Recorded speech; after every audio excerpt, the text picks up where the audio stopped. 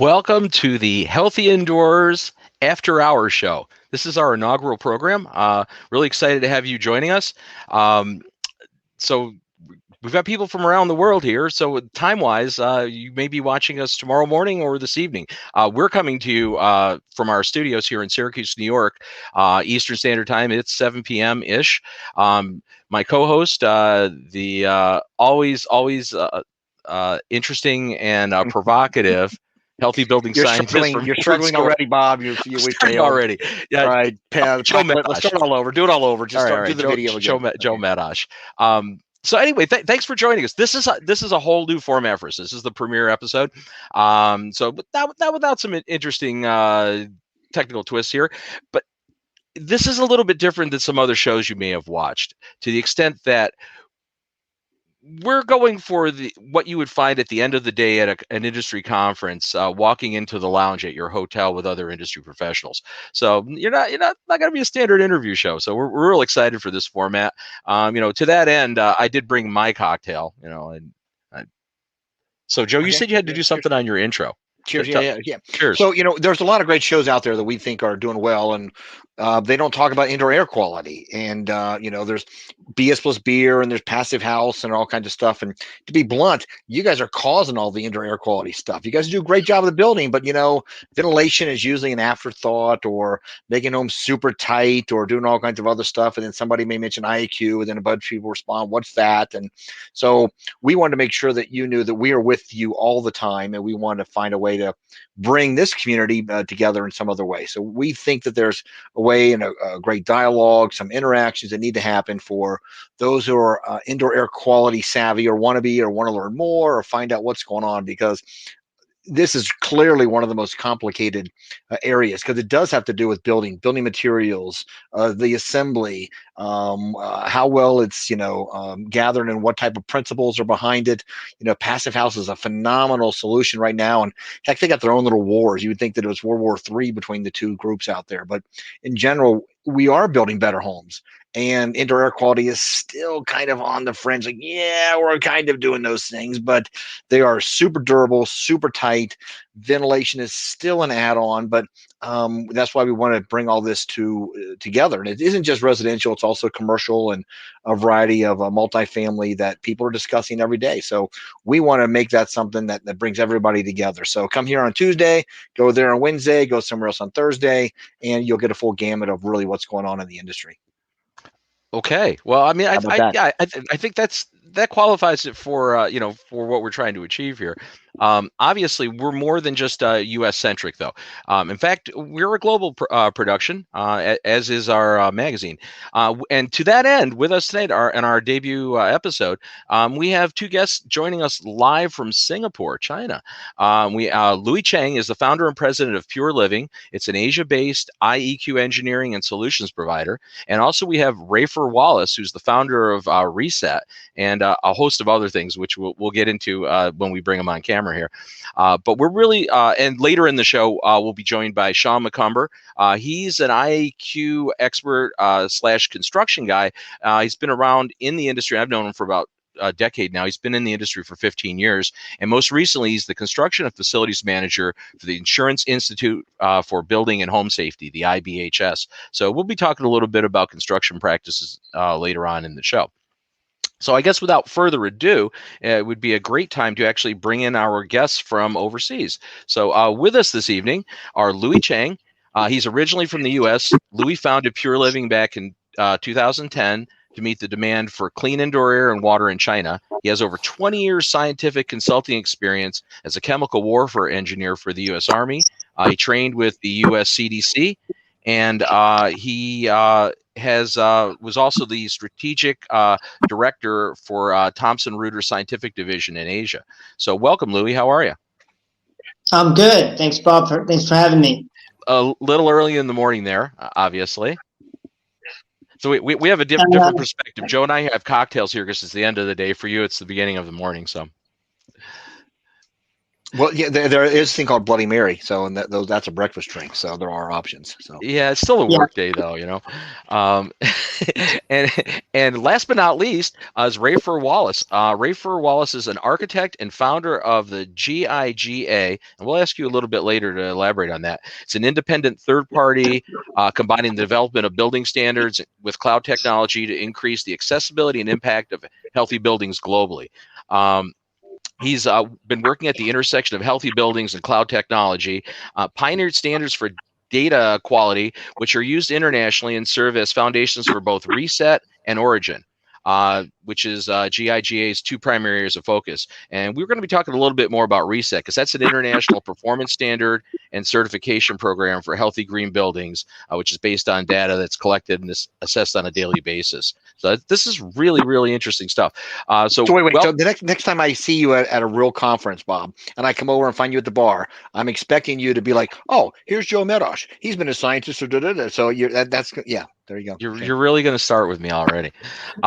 Yes, I will do that. I will introduce that. That's Introduce how you to you other introduce people that all way. your friends. Like, hey, everybody, here, let me read this off. So, yes, but I want to start with a question because we hear about some of the really awful indoor air quality that's in India and Asia. You know, we see these reports. They're not that common out here, but you see them, and most of us be like, you know what? I need to just stop and go over there and start a company. That's really what I probably should do because we do okay here, but based upon the amount of buildings and people and conditions that are so much worse, we're like, oh, I should go do that. But you both did it. So who wants to go first is to tell us what made you like, you know what, I want to go there and start something really from almost from the ground up. I see the wheels spinning here. It's to your earlier point, gentlemen. It is morning here. It's coffee versus drinks, and the wheels are spinning up.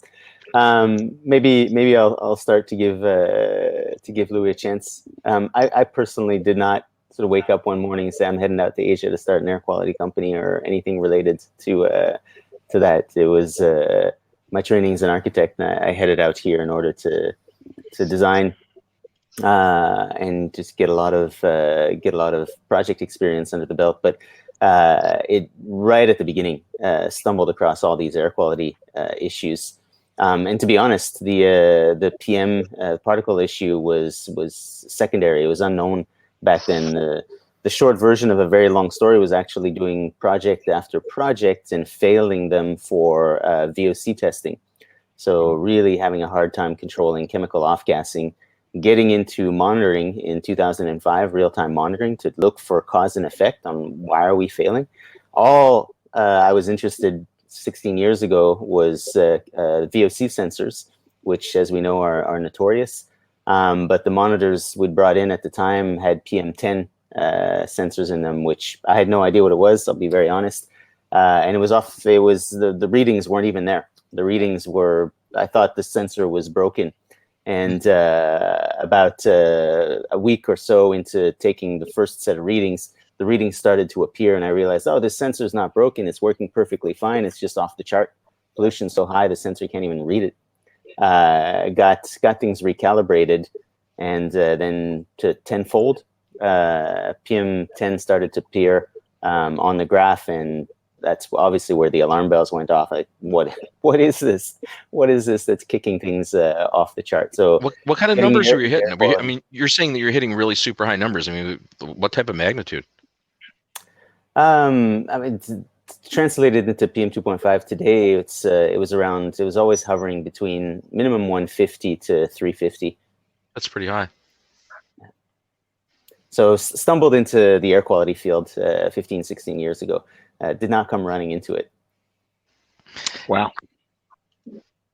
So, Louie, I guess we've given you a chance to actually consider your answer there. What got you there, and why? Well, I mean, similar to Raefer, I didn't come to Asia looking for this. I came similar to Raefer. I was an overseas expatriate, and but I had a little different background. I'd been with the military, and I've been a nuclear, biological, and chemical officer with the Army before. So we had kind of had some experience in measuring and protecting, defending, filtering against these pollution that would. But the difference was that would, what would kill us right away here was sort of a gradual, just part of everyday life. So maybe about 12 years ago, there was a gap in the market. Whereas in North America and the U.S., you can open the phone book and find and go to IAQ, go to mold. There was nobody like that in China. So you had your test labs, and you could go there, and they would just say, "Okay, I'm going to test the government air quality test. Doesn't matter what you're smelling, what you're feeling. That's all I'm going to test for you, unless you tell me something else." And then you would get your 1 page of just numbers. So it's like taking a blood test. So I said there's probably something in here to fill the gap on trying to be kind of somebody who can be a consultant. And that's how we started with homes, and then very quickly those same homes said, "Hey, I'm the CFO for IBM.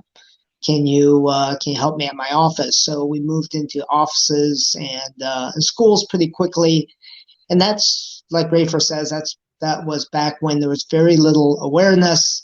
But China's always had a very high a challenging outdoor PM issue. So at the same time, a lot of buildings, that's where Raefer comes in, is a really high rate of every couple of years, people's offices they're growing, they're moving into a new office. So you've got challenges from the outdoors, you can't open your windows. Challenges from indoors, you've got a lot of VOCs. What do you do? And that's kind of the unique, I think, China challenge. And now, as China's outdoor is getting better, we're seeing new sort of challenges with sustainability, energy. So it's really interesting right now. You're seeing the intersection of sustainability and how do we be energy efficient with keeping health at the forefront. I mean, one of the things that I see that differs vastly from North America. One of our prescribed, classic prescribed measures is, ventilate more, get more outside air, get more fresh air. But that doesn't work so well when you have outdoor environments where the outdoor contaminant levels are pretty high, right? High particulate level. You can't just bring in more air unless you treat it. So that's a challenge. Has that always been the case?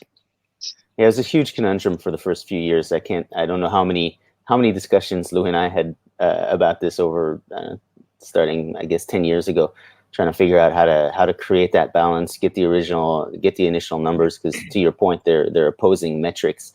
But it led to some really interesting discoveries, I guess, for lack of a better word, in terms of ultimate to achieve the types of filtration that we needed.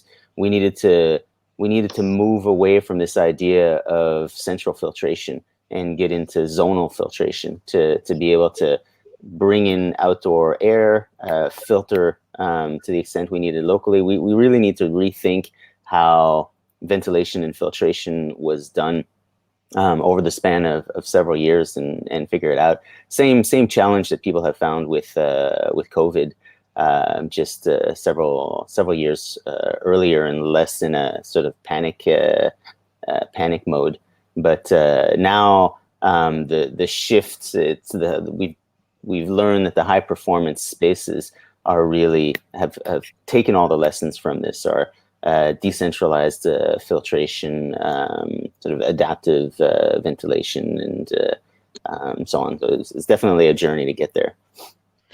Elaborate a little bit about the adaptive ventilation. I'm curious, how is that something different than the approach that would be typically done? Well, it's just multi-parameter. I mean, back then, there's a few people who have DCVs, right, demand control ventilation, right? But in most cases, as we know, they're off. At least that was the case with COVID. So in the few buildings that there was DCV, again, in most cases they were off for obvious reasons. They're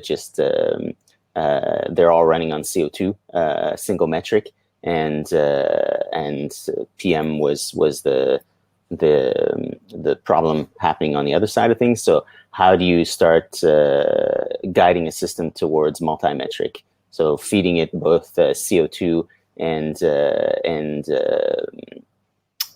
PM data.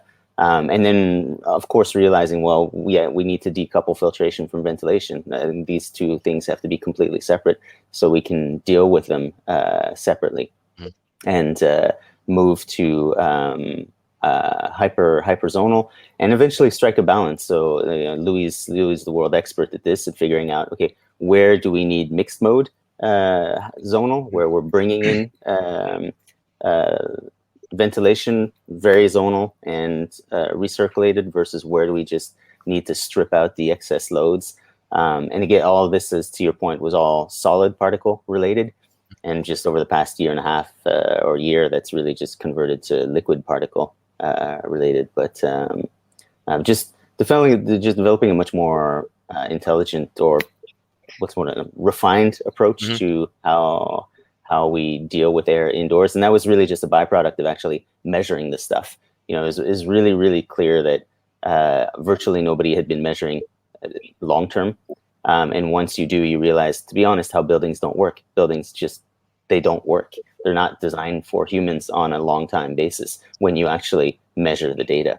And this was like getting hit by a truck. Yeah, I mean, that's a really, that's a scary revelation, isn't it? It was terrifying. I mean, we knew it. You just finally pointed it out. I mean, yeah, you're actually exposing the elephant in the room here. But that's. Well, it was as I said, I'm originally, I come from a pure and applied science background, and then architecture, and I often joke that my life was hijacked by chemicals, dust, and other things. Because as an architect, when you're trying to design buildings and you're realizing the mechanical systems don't even work, I've got bigger issues to address here. It's a bit of a drag. So let's talk a little bit more about the global concept. In that is that, you guys have some of the same stuff we do. You've got mold in and outside of walls. I know you have other exposures between either asbestos or lead, and just an adoption of all things we just went through with COVID. Can you kind of describe what's the difference between maybe the U.S. mentality or market compared to what you guys are into regularly now? Like, a lot of buildings are still reluctant to address ventilation issues. It's all like, well, we were fine before, we're all going to go back to our normals issues. So between just mechanicals, there's also other stuff that are heavily regulated in some areas. Do you guys have those challenges with the governments or local municipalities or local challenges? So I'll jump in on this one. Just in terms of mindset towards at least, let's say, building owners. I think over the years, so PM 2.5 and outdoor air pollution kind of really exploded into awareness, I would say around 2014 or so. So there's been 7 years, including COVID, of awareness about of pollution of some type. And if we look at what Raefer was just saying, is the best thing about continuous monitoring really is that it makes you aware. If you go into work, you get in you're at the lobby checking in, and you see a big screen that shows the air quality outside and inside, and then you go into the elevator, and in the elevator it says what the CO2 and what the PM levels are. You're like, what is that? You're a little bit more aware of it. And then it drives everything. It drives the feedback loop of what do? Do you actually change the filters like you're supposed to? So I think the willingness and the awareness and the market actually forcing you to have some kind of air quality. Like if you're a school, schools are our largest segment. You cannot open a new school and not have a air quality system and be able to talk about it.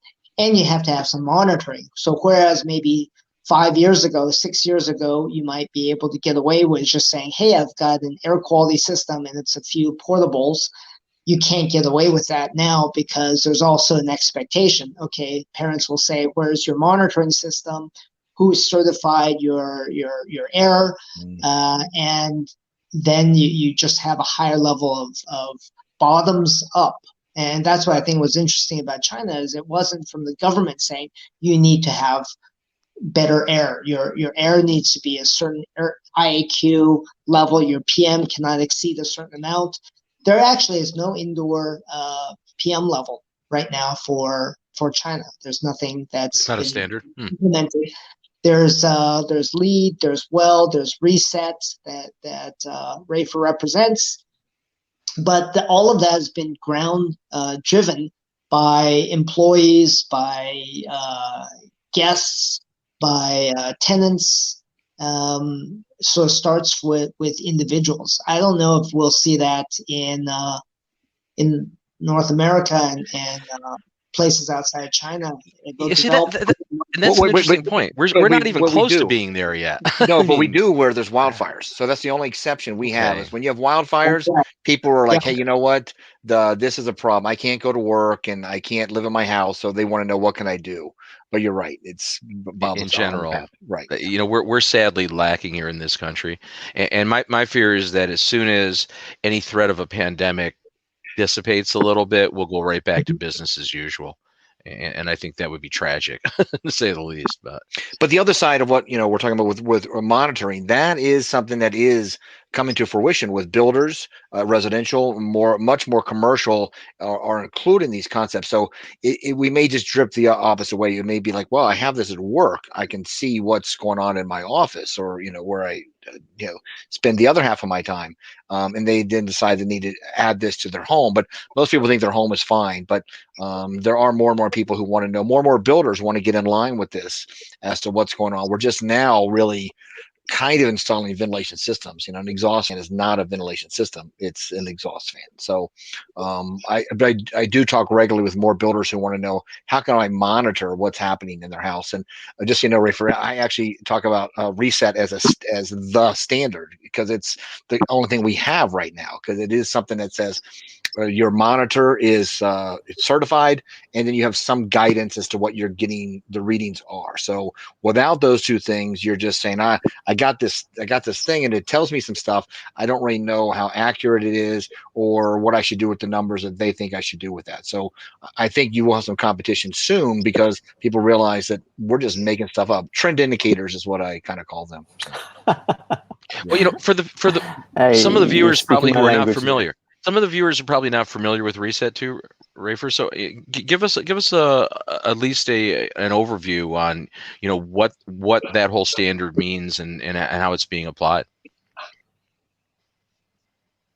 So there's two sides. You guys are a competitor for WELL, and then you also verify the devices. Why don't you talk about what it is you do comparable to WELL, the WELL building standard? Yeah. Sure. Just gonna.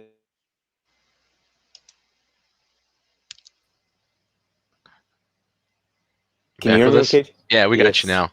Yeah. All right. There's a bit of a across the ocean glitch there, I guess. But yes, so just to be a bit of a nerd for a moment, when we got into air quality monitoring in 2005, this is familiar territory for both of you. We were finding monitors that were selling for $50 and others that were selling for $50,000 that had the same specification.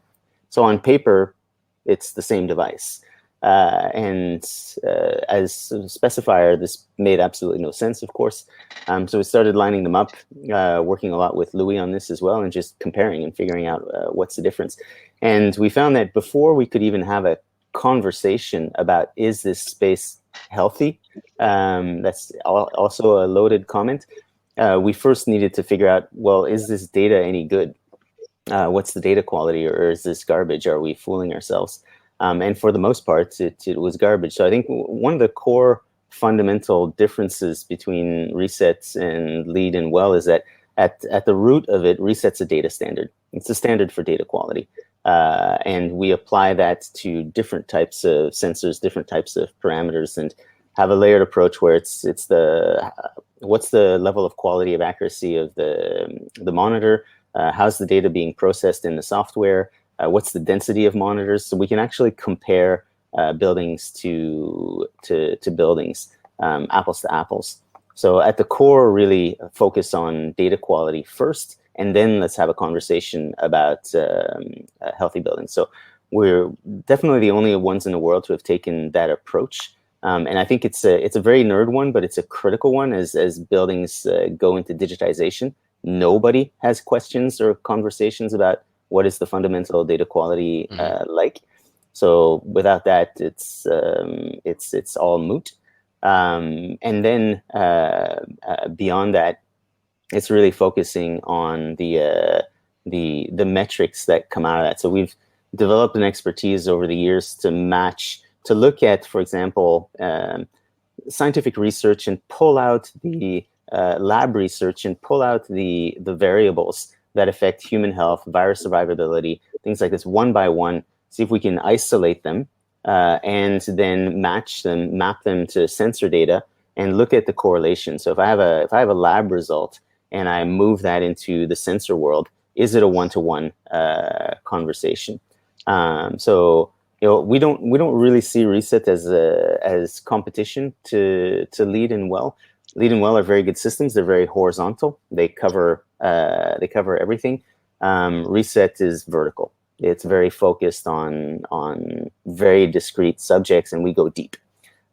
So probably the best projects are when they get T-shaped. Joe, you had a comment earlier about Passive House. We do a lot of projects in the US that are Passive House. I say we, I don't mean we. I mean the Reset APs. Some of the best projects are a combination of Passive House and Reset. That's a really good example of a good T-shaped intersection where Passive House does an amazing job on energy and everything, and then Reset just gets plugged in to handle the air quality piece. That's a good way to describe it. Passive is a phenomenal way to build. A lot of times they are a little complacent on ventilation because they're so tight and they're trying not to cause issues internally, even though the kitchen hood really needs to go outside. That's not really an option. And but if they were to monitor it, they would see that the things that people are cooking show up in the bedroom, no matter how far away that bedroom is. And when they see that, like you talk about, if you monitor, now the invisible suddenly shows up and you're like, wow, why do I have high particulates where I'm sleeping? Because somebody cooked dinner, an hour ago. If they saw that, they would then be adamant that we must have some kind of ventilation in the kitchen. So when you can cross those, you can see those. But I will say that Lead and Well does require you to come back and recertify multiple times. To my knowledge, Lead is not out of that. So once you're done with Lead, you're done with Lead.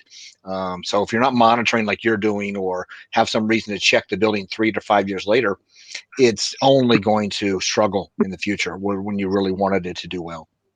Yeah, Joe, but one of the things that I like, I come across talking with IAQ consultants. I think last year was the first year that I didn't get to come and do a seminar at IAQA on monitoring. But a lot of times when I would give those seminars, I'd be talking with somebody who's been doing IAQ for longer than I have, 20 years. And they would say, I don't understand. Why can I just not use the lab and I'll use my, trusty TSI, multi-track and get my CO2 readings? Isn't that fine?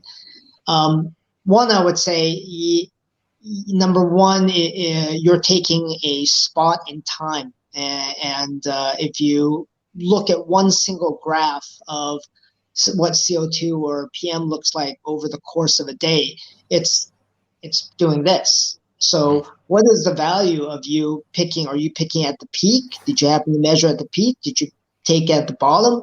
We very much see, I know with schools, I'll always see your PM peaks at about 8 a.m. and about 3 p.m., which is when kids are getting in and out. All the building envelope opens. And then CO2 levels we tend to see in an office all kind of peak in your later hours. You're kind of 3 to 4 p.m. But during the rest of the day, it's all over the place. And it looks very different for every single space. So I think the value is really in being able to give up I find a lot of the monitors discussions also around, well, my sensor is plus or minus 3%. Your sensor is plus or minus 5%. So my sensor is better than yours, or I can't accept a plus or minus 5%. The reality is the value of monitoring is looking at that that trend over time and being able to relate it to what's going on. Like Joe said, is somebody cooking? What's happening at 2 p.m. every Tuesday and Wednesday? Is that when the cleaners are coming? Is that when, Right. we can look at the numbers and we can see my building management is actually, I will sometimes tell a tenant, your building manager is cheating you, because I can see they're turning off the fresh air. They tell you they're turning it off at 7 p.m., but you can see they're turning it off at 6. There's a lot more that we can see due to this a trend that's not a single point in time. That's the biggest difference I see between LEED, so where these are doing very, very accurate speciation of VOCs. They're missing the bigger They're snapshots. They're just doing a snapshot. Right. At the time, you are perfect, but maybe not even 3 or 4 years later, or 3 times a year. I think, Joe, you mentioned, even tomorrow, is that error going to be the same? Right. So the value of having that, even if you don't have the perfect hardware, I think is just important to look at. I mean, that's what, Louis, that's one of the problems with the IAQ industry in general. Most of what, the field assessment work that's been done traditionally, right, is mostly snapshot, single point snapshot, and all these, rampant conclusions are drawn from these small data sets. Like look at microbial sampling, mold sampling. Come on, you pull a couple of spore traps in a building and you're making characterizations. What's in there? Right. That's ridiculous. That's a characterization of what's 2 cubic feet in front of the sampling device. That's all that is. Yeah. Yeah. The analogy I often give is you have a security system for your building and you're taking a picture every 6 months. Really? No, I'm sorry. I'd rather have a slightly lower resolution and 24/7 here. I don't want a picture of my building. And the counter is like, does air quality change that much? And this was a hard conversation to have before COVID, right? Now people are starting to realize, air quality changes in 5 minutes, in 3 minutes. Put a bunch of people in, people had no conception of just how dynamic that air quality was. Maybe the snippet that I'll add there is, I find in Asia it's been a process like anything. In North America is now and Europe is entering that process. We don't even know how to have a conversation about air quality as an industry. And as the experts, we're supposed to be leading that conversation. So when the folks at the top don't even know how to have the conversation, that's an issue. And what I mean by that is that, to Louie's point of perfection, we've I'm going to go on a slight tangent. We're now in a world where we're a little bit more honest, right? It's like, are we? In the sense that this is my background, right? I'm not in the office. It's not a corporate setting, right? That was not okay before. Your dog can be barking in the background. Your children can be running through. Kids, okay, all right. Life happens, right? Look at what's behind you. You got pictures from your kids. That's kind of which is fantastic. Yeah, that's right. Life pictures from his family. Yeah. No comments. This is where I live. I'm at home too. Joe right lives now. in a bar. Lives in a bar. Right. A lot of people would envy you there, Joe. But air quality, when people step into it, they think that you need to be perfect at all times, and of course that doesn't happen.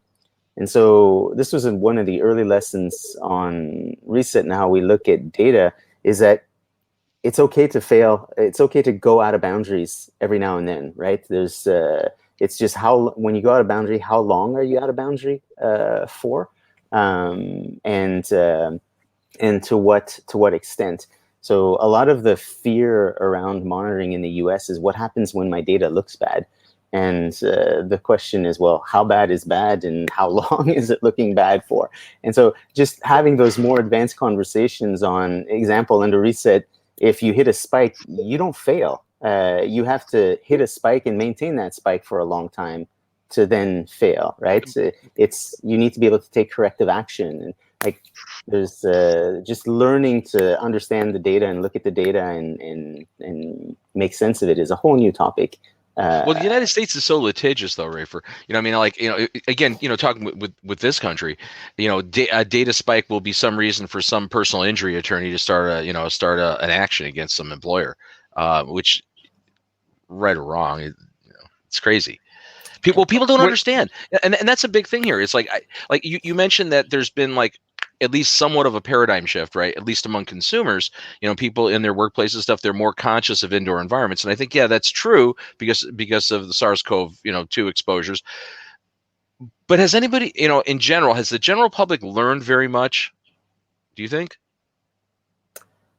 Ooh, that's a tough one, right? Because I mean, has anybody really had a lesson from this? Yeah, but I don't know if we know yet. I mean, let's 6 months from now we'll see if when people are still going back to having huge parties and we no longer don't care about how close we are and how many people are in a room that has awful ventilation, and we now can tell because it feels stale. We'll see if people speak up about that. I don't. Yeah, but simultaneously we have India experiencing just horrific mortality rates and infection rates right now. So this pandemic globally is far from over. It is, and I mean the level of awareness has obviously shot up. The average person now knows about particles and can walk around with a CO2 monitor and try to get. So I mean the level of education has gone way up, no question about it. The question is more how long does it stay around for? To your point, right? Do people forget? Just again, lessons from the past 15 years in this field is that people are people, and we go back to whatever's familiar and whatever's easy. And the only time, so what changes is not the people, is the infrastructure always, right? We like to think that people advance. Well, I argue we don't really. It's the infrastructure around us that advances. And for infrastructure to advance, a problem needs to last long enough. A pain point needs to last long enough.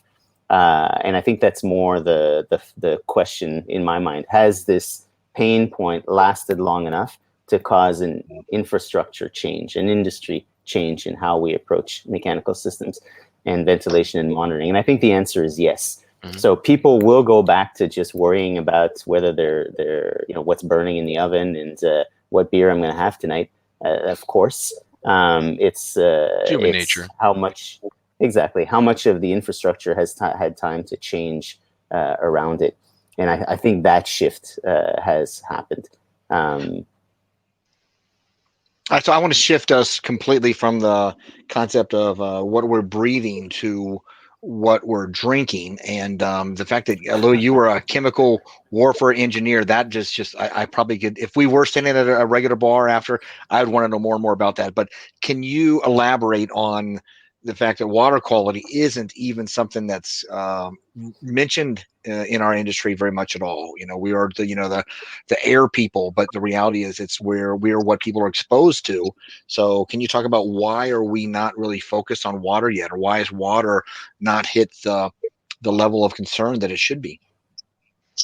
I mean, I don't think that water is not important, or people don't think that water is important. I think people just tend to focus on what's in front of them. If they have water quality readings in front of them all the time, if they have water quality popping up in the newspaper all the time, I would say probably in the US, for instance, I'd seen enough headlines talking about different water quality scandals or municipalities where they register high lead, for instance. There's actually a higher, I'd say, cultural awareness of that in the US than there was in China.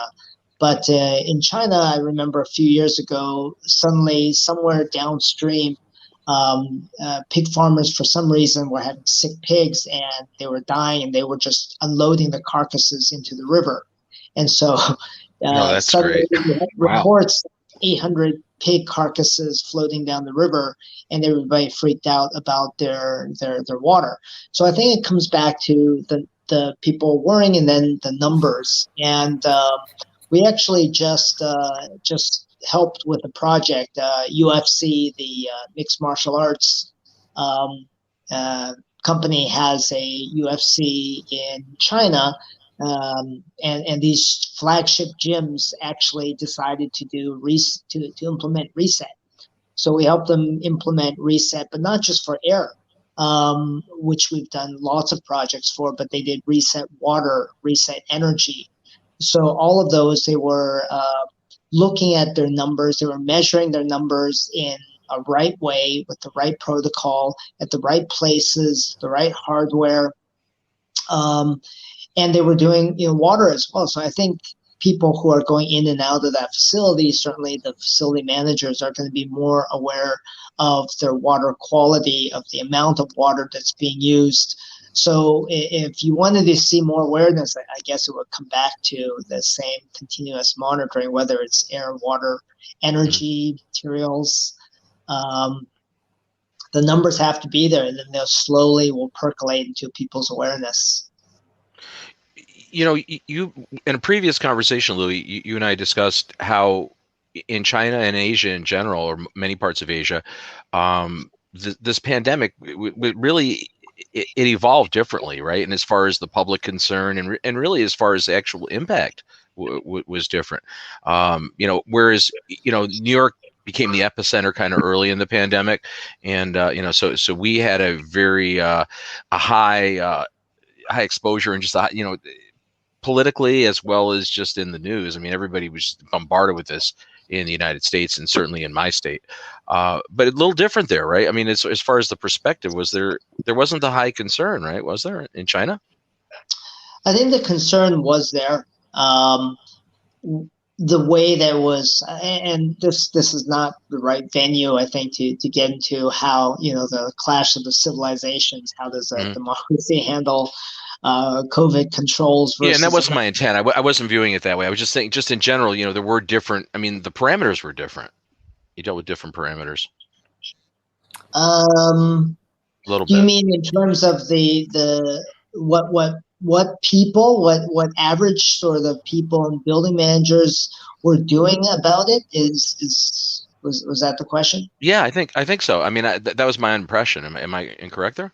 Yeah, you definitely. I mean, yeah, Louie and I spoke about this at length too, where in the early days of the pandemic in China, everybody had great plans. It was we were going to kick up the entire industry another notch, just like we did in 2013, 2014 after the first airpocalypse. So everyone had big plans to continue raising the level of buildings, which it needs to do. But because the government was so efficient at lockdown, then and the virus basically disappeared overnight, and life was back to normal almost instantly by comparison. All those plans got thrown into the garbage. So it was a really good example of the problem didn't last long enough for the infrastructure to change, right? So very, very classic example of what I was saying earlier. Whereas in New York, this hurts. This is lasting long enough for it to change. And I think this is where now, for example, if I just use one topic that we've been working on, the viral risk index or the viral index, getting a sense of what's the risk of transmission, or to be actually more precise, what is the level of building optimization? Like to be able to track that in real time, I don't see how anyone could enter a building, especially in North America, in the near future without a sense of data. And wait a minute, what am I walking into? Because this has hurt for a very long time. It's hurt for a year and a half, and I don't want that to happen again. So I think that's where the long-term response in North America is actually probably going to kick things up a notch over Asia, where there's going to be more of a sensitivity to walk into a space with a monitor and say, look, I'm just going to take the readings myself. I want to know how optimized this building is, and if the building's not giving me the data, I'll get it myself. Which is what Asia did solely on PM. In North America, people are going to be doing it for viral transmission, for immune system impact. They're just going to be walking in with a monitor because we can give them that data. And why would I not? Who's going to be walking into a building completely blind? I think that's the That's the kick, the extra kick in North America, just because the problems lasted that much longer. I want to touch on data because we're all acknowledging that data is super valuable. The monitoring is also the missing link, which creates the data. But Joseph Allen became an overnight success. He was doing well, but once COVID hit, he was the man to talk about because he had healthy buildings and multiple other articles that are showing that if you were making investments in your properties, if you were doing a great job of ventilation and keeping particulates down, that you could actually track reduction in your healthcare costs or people off work or missing days like that, and productivity could go up. Do you guys see that there is this now that we have the data in our buildings and management can start to look at what's going on in human resources, that it could be this connectivity between, now I understand when, two people show up with the flu, that 3 weeks later, many of the people in our office building may end up with a cold or have a flu. Do you think that we're headed towards this, you can call it big data, or we're finally able to connect the dots that our buildings are able to make us sick or not keep us well when they're not well maintained? Let me. Yeah. I'm just going to grab this one because Joe, I mentioned I need to jump off. Oh, sure. In just a second. But Joe, it's a good question about data, and if the question is around, is there the awareness of ROIs or the awareness of we should have healthier buildings because it makes it makes business sense? That's the theory. And I say Well has gotten tremendous traction here because of that. But when I go and have discussions, I don't hear somebody boil it down to that. It still comes to they're doing it maybe for a market reason. They're building, it becomes part of their marketability, it becomes part of their story to get more students in if they're a school. But I don't quite sort of see it actually happening as much as a conscious decision. And I don't see a lot of portfolio benchmarking as much as I think we would like to see them once you have the data. But I think it also has a lot to do with at what level you're speaking to, whether it's an FM or whether it's somebody who's a chief sustainability officer, a wellness officer, for instance. So I'm going to leave it back to you guys. Bob, Joe, thank you very much. Hey, thanks for joining us. You can stop in anytime. We're going to be doing this once a month, so this is less frequent. So enjoy your day. It's Wednesday where you are, or both of you are. Thanks for what you're doing with the industry. When I read over what you're doing, I'm like, how have I not connected with you before? So thank you. Love to stay in touch. Thanks, guys. All right, we'll speak soon. So there's some interesting aspects. I think how Joe, I will answer your question. Oh, okay. Good, because I'm like, Bob's going to dominate. Oh, Bob's going to start again. All right. Okay.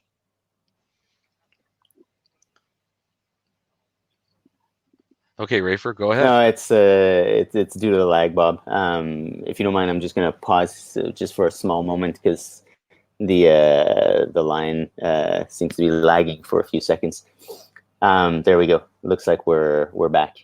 But Joe, I'm going to answer your question a little indirectly. North America, I'm going to pop the bubble on proxy data and evidence-based. Right now, in the West, for a long time, when we're buying bubble gum or Coke, we use sugar-free, right? And that's a bit of a marketing gimmick, obviously, because, well, what's replacing the sugar? That's what I really want to know. I don't care if it's sugar-free. And we do the same thing in the healthy building space where we say evidence-based. Evidence-based is another way of saying I don't have data, so I'm borrowing somebody else's data. And we need to pop that bubble. And really, the healthy building experts in North America are way too comfortable with that sentence. It just gets buttered onto absolutely everything because somebody did something in a lab somewhere, and I can extrapolate from that onto my project. We both know the real world doesn't work that way. There's so many variables going on in a building. It's evidence-based is to be honest, we need to pop that bubble because evidence-based is basically saying, I don't have data. I'm using somebody else's data and it might work or it might not work. So why not just get the data when it's so highly available? And that's the issue on a lot of these research pieces that I'm seeing, where there is this research that, to be honest, the conversation about ventilation a year ago was driving me absolutely bonkers. Just Why so? Because it's the wrong approach. Just ventilate 100% full. Like, no, put in some sensors, get the data, and ventilate based on what you need. You know, we're still seeing buildings that are ventilating 6 air changes an hour, and there's 3 people in the building. You know, why are you doing that? We can be smarter than that. We have the data. But a bit of a side note there, but I think, to your point, Joe, there is the opportunity to break the barriers down between the data silos and start correlating HR data with air quality and looking at sick leaves. And we've definitely seen a massive drop in seasonal flu. Just barely, it hasn't existed this past year as a byproduct of people wearing masks and so on. So we're seeing that correlation. Productivity is a much tougher one.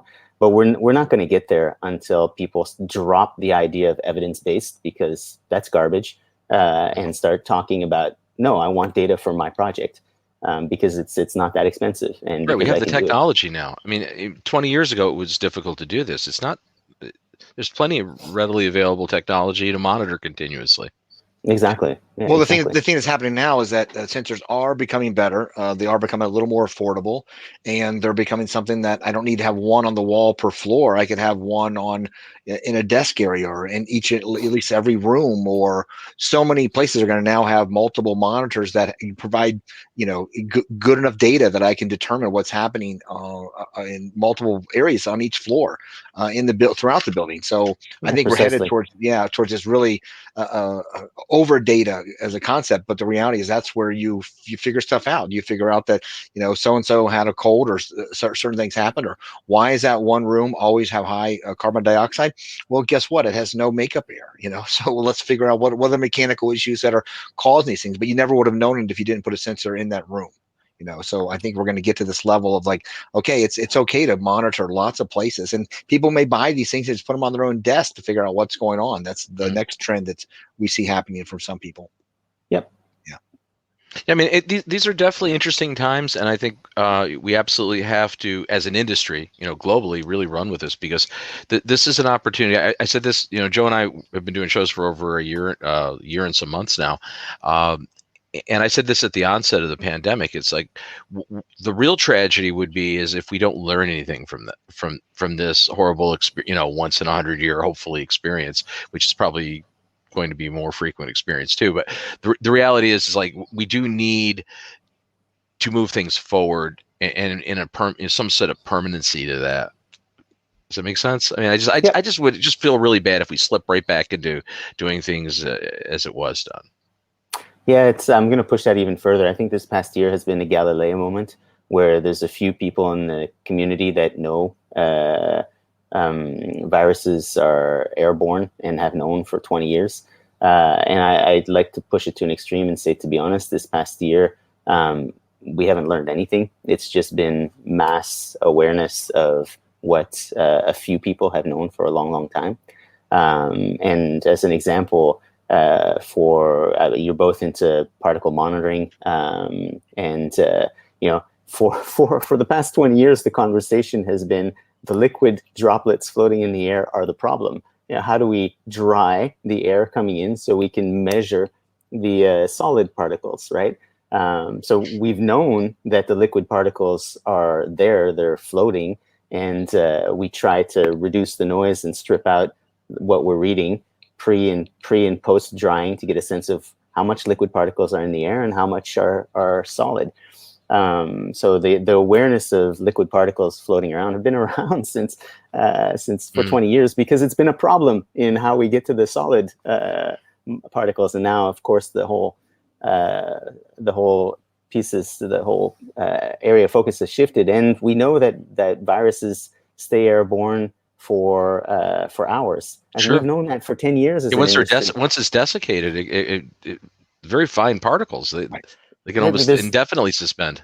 There's nothing new about this. Like, we haven't learned anything. It's just been mass awareness to what's been out there for 10, 15 years in very nerdy circles, sitting around we have better illustrations though. We have much better illustrations that show what comes out of us and how far it can. We have better illustrations. Little graphics make, when you see the cough in the airplane, it seems a little bit more scary. But yeah, I saw a quote the other day, and I can't attribute it to the person who made the quote. It was from a long time ago, but the quote was, "History has taught us that we do not learn from history." It's and I think it's there's some truth to that. Yeah, no, it's there definitely is. The Galileo moment was really just now there's mass awareness that the planet moves around the sun, not the other way around. And thank you to COVID for doing that, and the nice little graphics that have come out of it. But when you look sum total, scientifically, we haven't learned that much in the past year. The real wins on how we deal with this mechanically, infrastructure, and why those are yet to come. Yeah, I mean that's the real measure of how we move forward and what actionable improvements we make, right? I mean, it's like this is everything. So it's the opportunities here. What you're doing with Reset, what that program's doing is phenomenal. I just that's amazing. And hopefully that gets more broadly adopted and becomes really commonplace. I mean, it's certainly in the marketplace everywhere, but we definitely need more data driven information so that we can make real decisions. What a thought. What a concept. It sounds so much like science, UL is going to get into your space soon, so let's follow up. I'll tell you about UL's coming up with some standards that other people can kind of get in. I think you should be ahead of that curve. So the one thing we did not get to talk about were what you also have done is about picking materials that are low VOCs or not nasty is the only way to kind of describe that. So let's figure out another time we can talk about, the real challenges with VOCs and trying to find materials that individually or collectively are not causing people to basically get sick in their home. That's one of the main real causes of sick buildings. Well, we certainly only covered a fraction of what we wanted to cover with you and Louie, Raefer. So this discussion must continue at a future date. Because it was enlightening. We greatly appreciate you both taking the time, in the next day to come back to our day, back in time, and meet us here, in North America, for the show. So we'll see you we'll keep tabs on what's going on. We certainly want to hear more about what's going on in your world and what you're up to. Yeah, thanks for having me. This is fun. Thanks so very much for joining us. What you're doing, right? Keep it up. We're gonna take a short break, just a very short break, and we'll bring in our next guest. Up on deck is Shawn Macomber. He's the construction and facilities manager for the Insurance Institute for Building and Home Safety, the IBHS. So stay tuned. We'll be right back.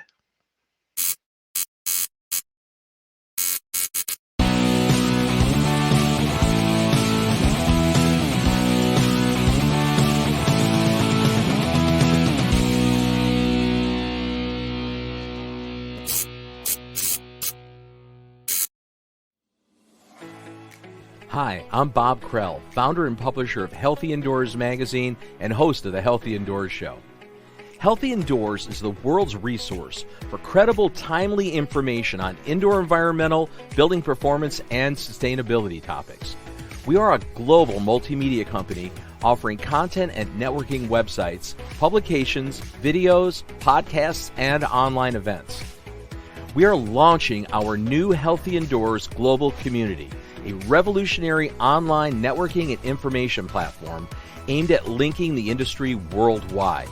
Our goal for this virtual community is to provide a central hub where industry professionals, researchers, suppliers, and other interested parties from around the globe can connect with each other to network, share, and learn. It will offer a host of engagement features for our community participants. It will also include a variety of multimedia content from Healthy Indoors publications, online shows and events, along with offerings from other trusted content creators and organizations. During our initial launch period through May 1st, 2021, you can join the new Healthy Indoors global community free of charge as one of our inaugural participants at the pro level. Worried about junk email? Rest assured, we hate spam as much as you do. That's why when you sign up for a free subscription to either of our magazines or join our new online global community, we promise to keep your information safe. Healthy Indoors will never sell, rent, or share your data with anyone, ever. 2020 has brought the quality of our indoor environments to the forefront of public concern. Now is the time to harness this momentum, to network, share, and learn along with other industry professionals from around the globe. I would like to take this opportunity to personally invite you to join us on the new Healthy Indoors online global community. I'm looking forward to seeing you there.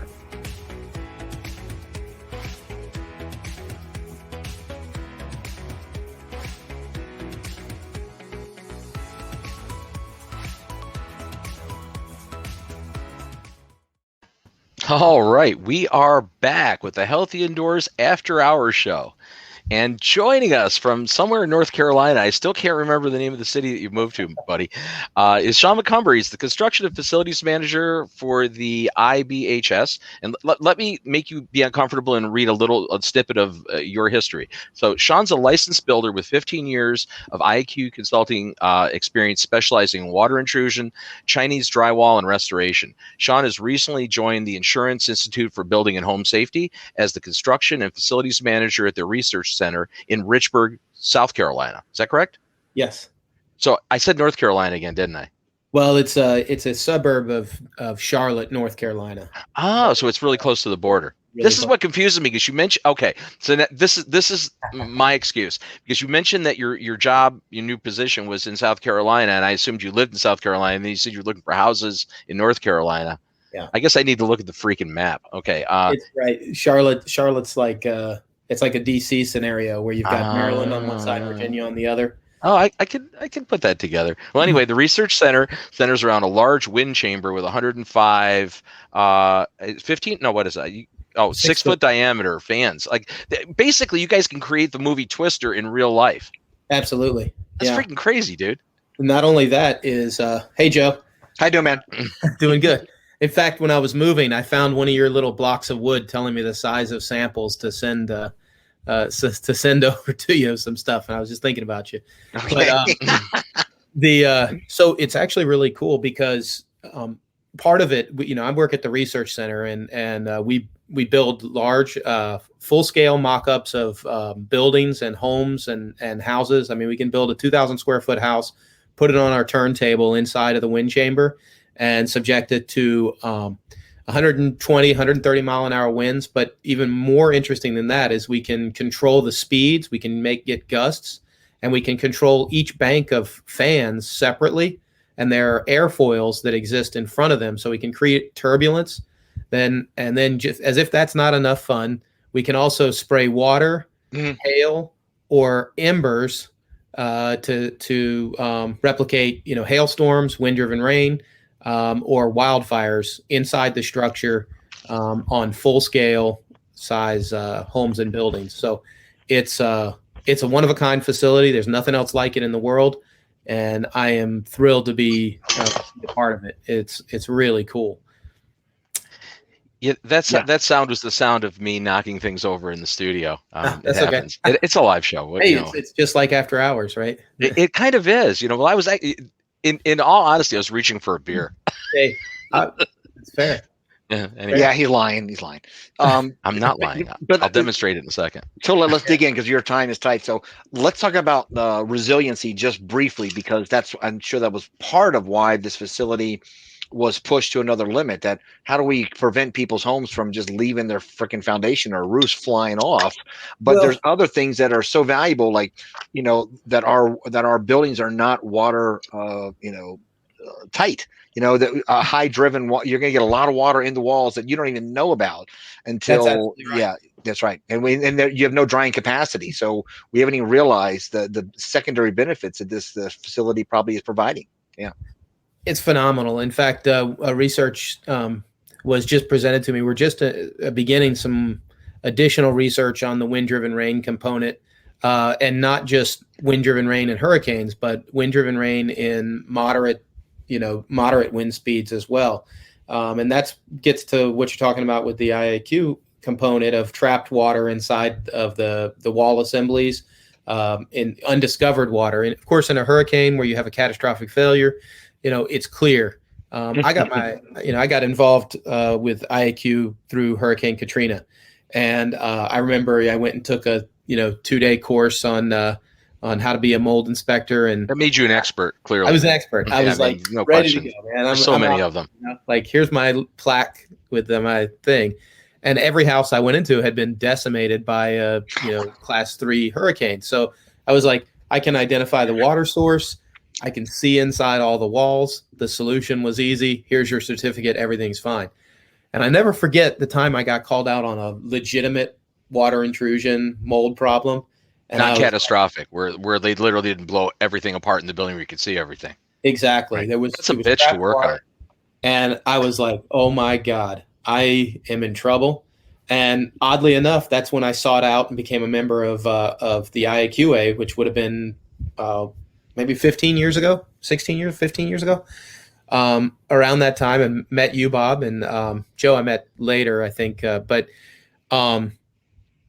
that's exactly right. I mean, in a catastrophic situation, you have the symptoms, the cause, the symptoms, they're all really clear, but it's these in between. Well, the water source when there's a hurricane, right. The damn water source. You don't have to go look for that. Absolutely. So it's a whole different situation. But I'd like to just touch on something which I thought was interesting from some of the earlier guests. And while I was watching and listening, COVID has brought to attention to, on a global level, the IAQ and particulate and all this different stuff you're talking about, the way the virus is spread from humans and within it. And I want to give a big shout out to IBHS from the way that they handled the COVID outbreak. As soon as it became an issue, they instituted some very impressive cleaning, monitoring, and they, through the entire time, they sent everybody home for a short period, but there's been a skeleton crew still at work through the entire time for the last year and I don't know, I think just a couple months. But they instituted a cleaning procedure that was much like what you would find in a hospital. And there was somebody full-time cleaning. They introduced foot pulls and all kinds of testing. Everybody on campus was tested every other week. All this crazy stuff from that standpoint. And we're about to return to full force next Tuesday. And so I think that, you've got your companies out there, the companies that are really concerned that are kind of keyed into this stuff, that did phenomenal work at understanding how these things spread within an office space. And they have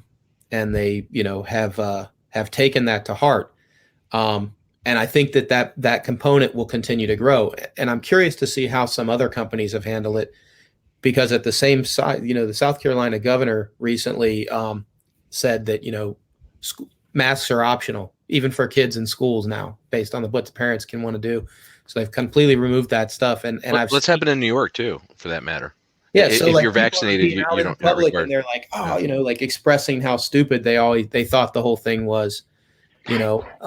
Which is like mind blowing. So I just talked a long circle around to say that you've got, at the administrative level, you've got these companies that are very concerned with it and going these extraordinary extra lengths to do that. And then you've got the individuals, and they're at least conscious and aware of it as a problem, but they don't take it seriously. Well, Yeah. unfortunately, it became a political issue. That's really what was the sad part about it. That if we didn't have this politics in the middle of that, it probably was a completely different approach from so many places, including, many of the governors or whatever. But it became a political response, and that it was macho to not wear a mask and do other crap. So those are just the things we'll look back on history and be like, wow, that was strange. But History's not going to be kind. it's, but wait, I want to know: can COVID get blown through my house? You guys test that, right? Wait, no, SARS-CoV-2. No, SARS-CoV-2, Joe. Yeah, well, no, any COVID at all. No. COVID is the disease. SARS-CoV. COVID-2. Come on now. Throw the COVID at the wall. Come on now. So yeah, it could, but the speeds, I mean, even at nominal speeds, it's pretty impressive. We're doing some studies right now on slabs, on structure separation for wildfires. And I'm not even going to tell you the amount. I like to joke I spent $100,000 on lumber to burn, and then which involved a couple of 2x4s. But I spent a couple $100,000 on cryptocurrency to burn. Yeah, watching the market crash last week. Up and down right now, isn't it? It's horrifying. Anyway, stay on track. Hopefully you bought on Sunday morning. Nope. No. So we're doing some testing with that, where we would light a small structure, a shed, on fire, and then we test for how the heat can move in different wind patterns. And at 15 miles an hour, a 20 by 24 shed, the flames will move 20 feet beyond the shed, and the heat sensors at 20 feet in the air were the equivalent of a hot, asphalt being poured. It was like, it's insane. And so I imagine if 15 miles an hour does that to flames, then maybe 10 miles an hour might push these SARS-2 CO2. I'm picking on you. Yeah. I just feel that, for me personally, as a publisher and a professional, I have to try to, have as much technical accuracy as possible. That's important. It is. It makes me feel better. Rappers do. Jesus, come on. It's not the day show, Okay. God. Wow. Have a drink. All right. Oh man, I'm nothing. I got nothing. You should nothing. Whoa. Nothing. We should have probably had you in Airbnb getting ready to move into my house. Oh, that's right, because you haven't. So for those out in the audience, so you were from Slidell, Louisiana, and you spent a lot of time, lot of your life there. You had a business there, and you got this opportunity with this new organization, and you uprooted. That's a pretty big deal, right, dude? Yeah, man, it's not easy. You have a son. Yeah, he's not real happy right now with me. He's about to go in 8th grade. Oh yeah. Yeah, and he thinks that I just ruined his entire world. And he said, what did he say?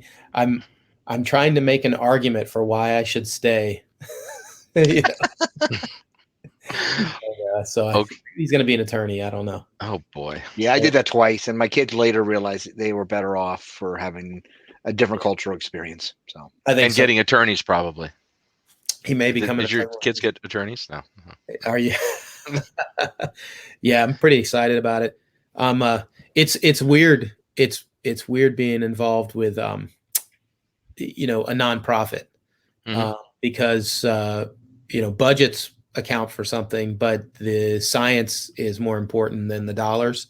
And moving out of the commercial world into that world, where I was before, if it took an extra day, everybody's complaining because that's dollars and cents, right? Here, if you tell them that the science is going to be right, if we take another week, they're like, do it.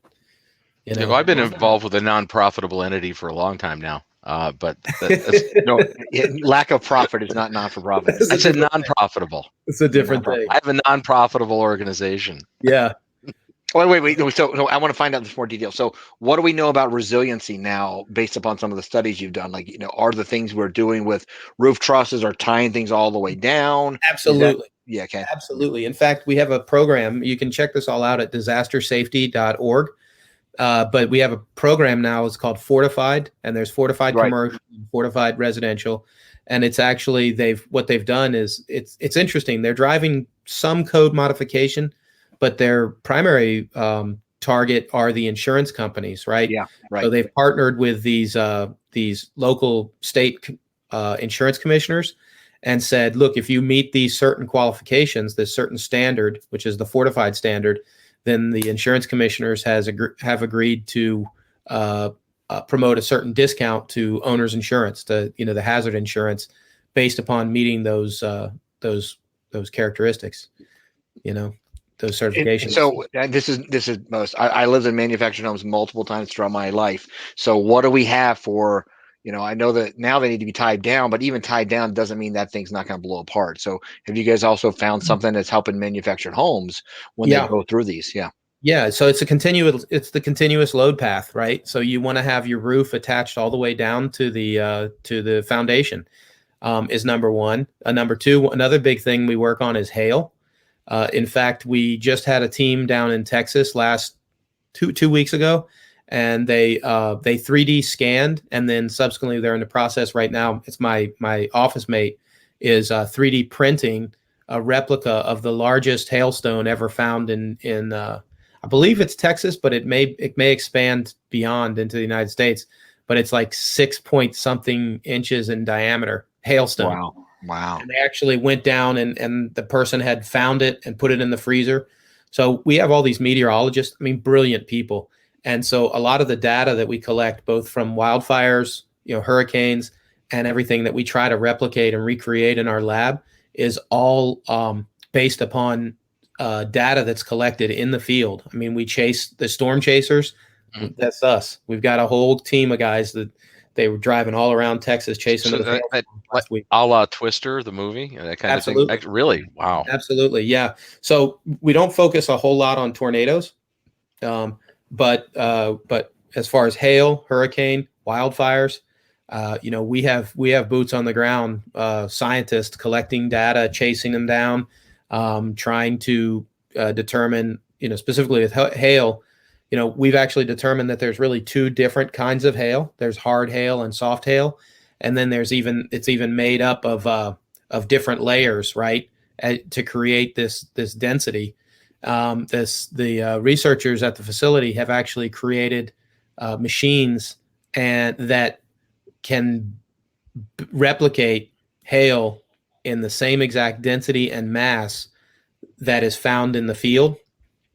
And then we actually will then shoot it. We have hail cannons, and we'll shoot it at shingles.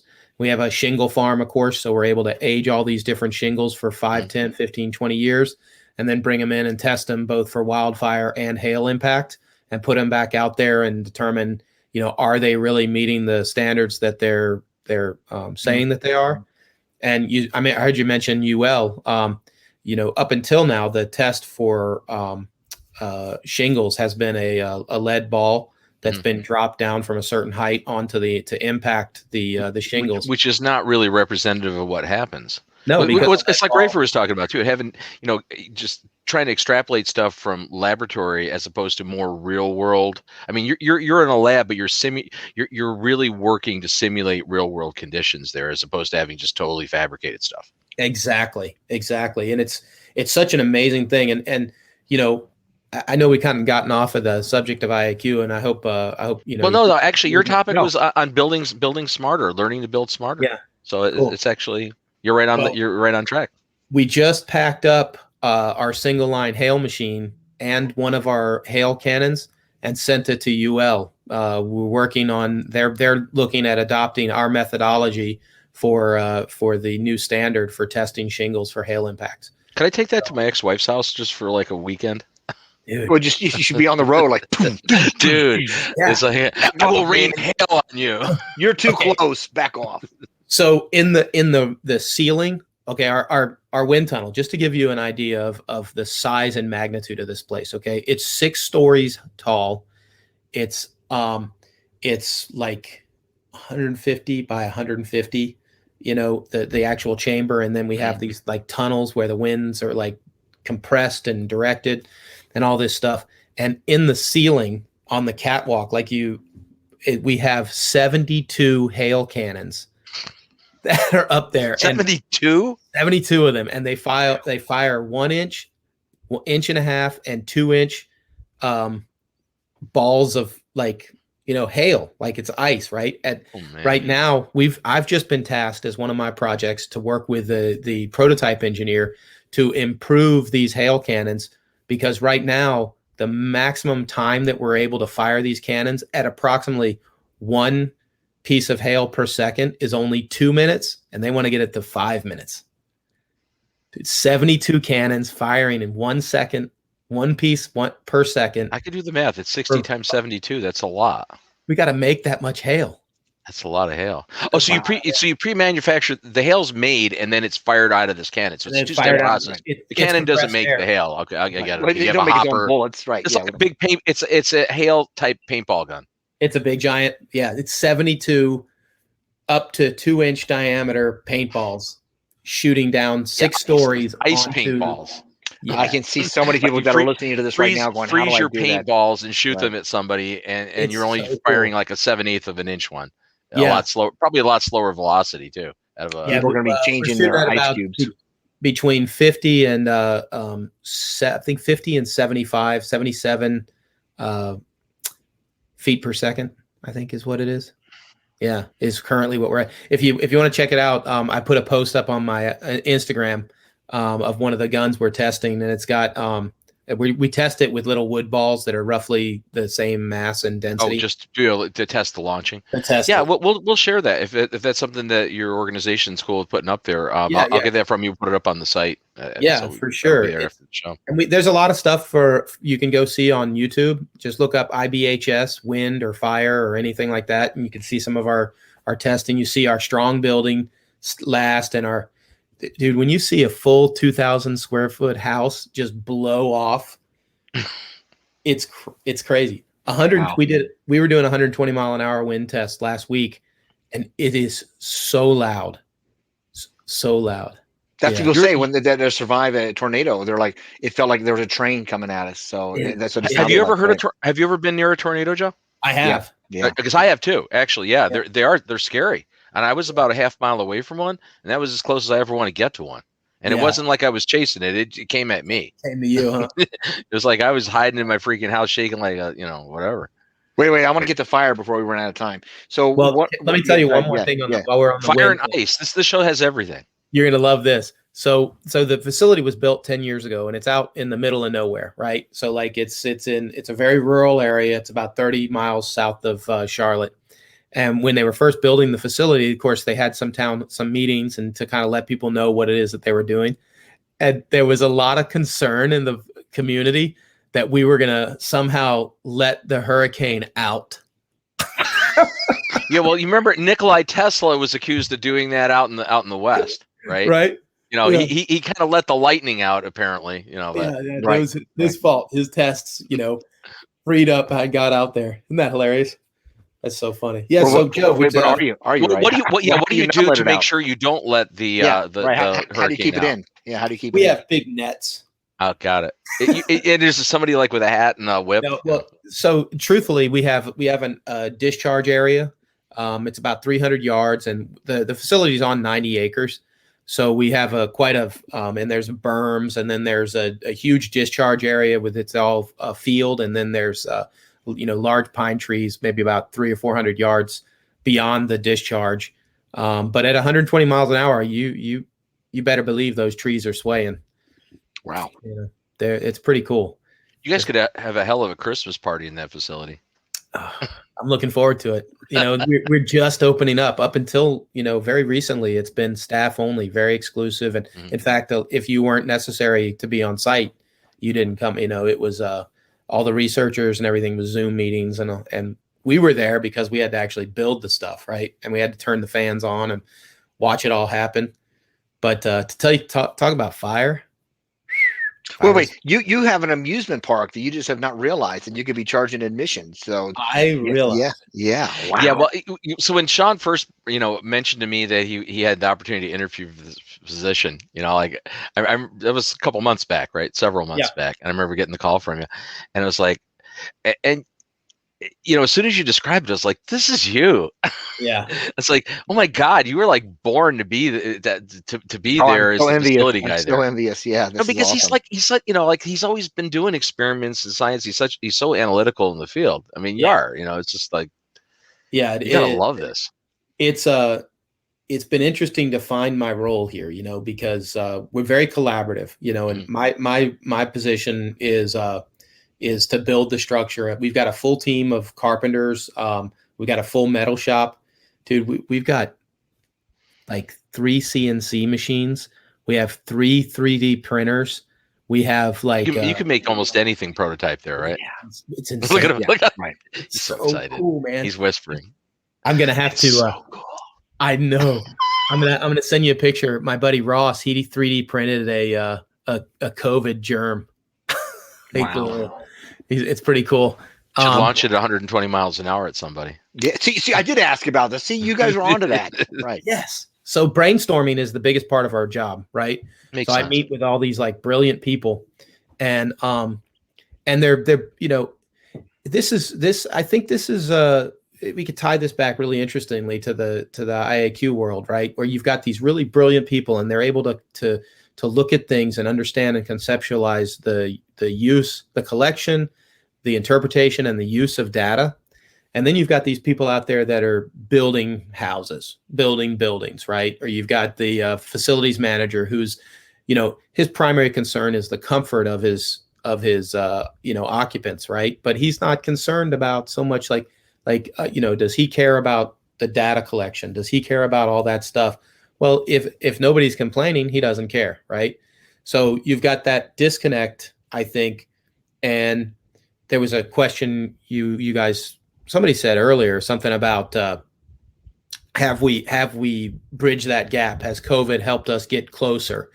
And I don't think I think that the common person that's going to be thrilled to death to take their mask off in Home Depot or whatever, has a new conceptual idea of it. But I think that the professionals, I think it has raised their awareness, at least as to like how important air movement within a building is, based on their experiences of what they've had to do with COVID. So I think that this is another step closer, at least on the professionals, from the researchers and the builders and the remodelers and the occupants and the facility managers.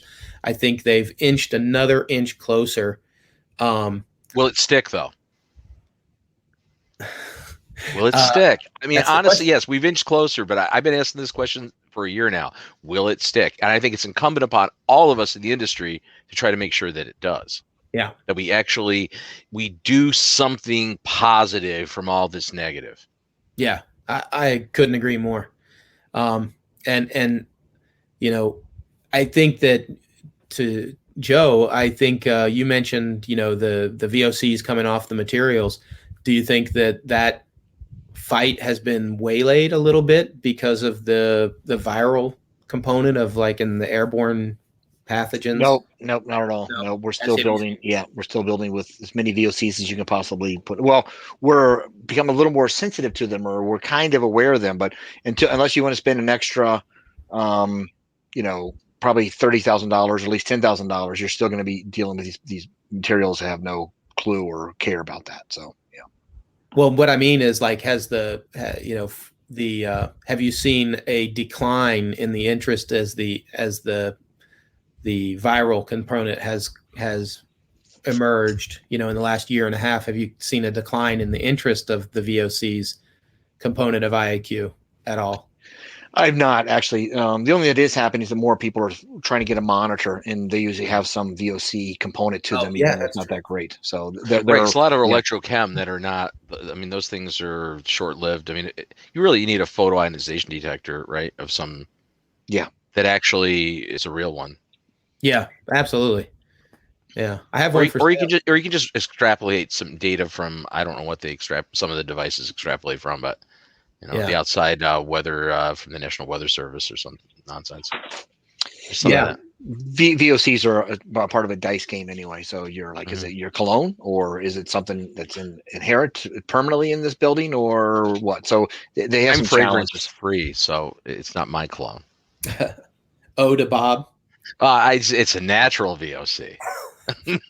Oh, You don't use those sugar, crystals. Oh, You don't sugar-free use one of those VOC. crystals sure. for Yeah, your it's underarm. Do you? Yeah. Well, I'll never forget my first foray into the VOC component. We had a daycare. It was a daycare that was being run as a subset of the person's house, right? Mhm. And there was these complaints. Kids were getting sick. They didn't know what was going on. They were worried that they were going to be losing clients because they just had this complaints. Ultimately, what I figured out is that there was a central return in the hallway of the house, and the gun cleaning station right across from the central. So the guy was cleaning his guns, and the air was getting sucked in and then distributed into this daycare making kids sick. So sometimes it's easy, right? Like well, sometimes it is. I mean, but it's not always, and that's, to our previous guest, Raefer and Louie's points, having long-term data logging, trending data. To me, I've been doing that for, I've been a consultant now, oh my God, 34 years. And we've been data logging since the beginning. Back before you had devices that were data loggers, we used to have little onset hobos and plug them in, with the analog ports. And and hook up different devices to the hobos to be able to data log our information before you could buy a device that did that. And we've been doing that since like back in the mid 90s. Yeah. Mid 90s. Oh, come on. Most people early 90s, who was data logging? So look at Medosch. You always were you data logging back then? Not like that. No. Okay. Oh, were you doing it better? Paper and pencil. It's interesting. So I have to do a plug for Thursday's show. Thursday on the Healthy Indoors live show. Thursday from 1 to 2 p.m. Eastern time. Joe, our former co-host. It hurts to say those words. Your former. He's our co-host here. Right. He's our co-host on this show now. Yeah, I had some distractions, so I had to step aside. But anyway, former co-host. He will be the guest / co-host on Thursday to talk about, among other things, what is IAQ. We're going to get into no. What is the most common question we all get? You know what? I want what to is get acceptable my air IQ? What's good IQ? I want to get my air tested. Okay. People ask me, "Hey, can you come out and test my air? Can you test my air?" I get that question all the time. Right. So it's like, how much money do you have? Yeah, that's my response. What is indoor air quality? And how much of it do you want to be parted from? Right. So what's the canisters that the Summa canisters? Summa canisters. Yeah. Right. Now, sure, we can come in and tell you the parts per billion of your air of everything.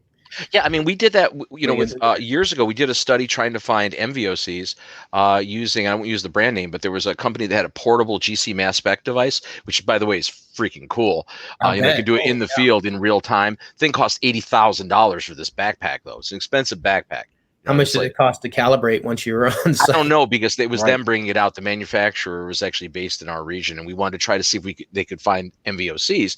And they could, of course, because they had great sensitivity. The problem is there was so much interference, like in a home with cleaning compounds and everything else. It's like, you couldn't really get discernible data on the run.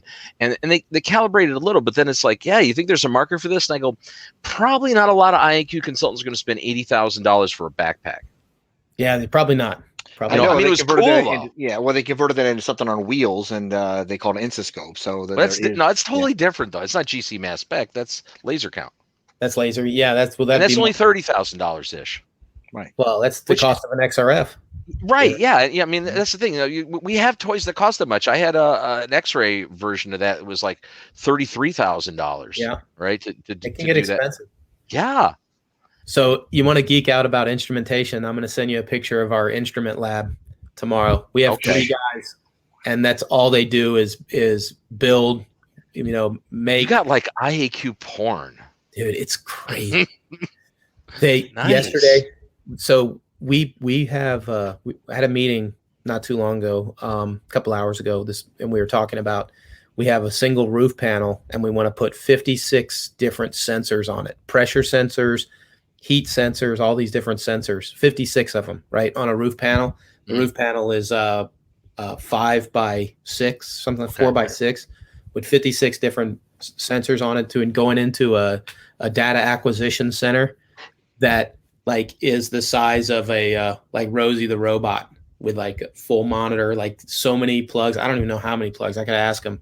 I'll take a picture of it tomorrow and send it to you. And you the So you're making me sing the Jetsons song now that you said Rosie the robot. Yeah, I'm that old, dude. Come on now.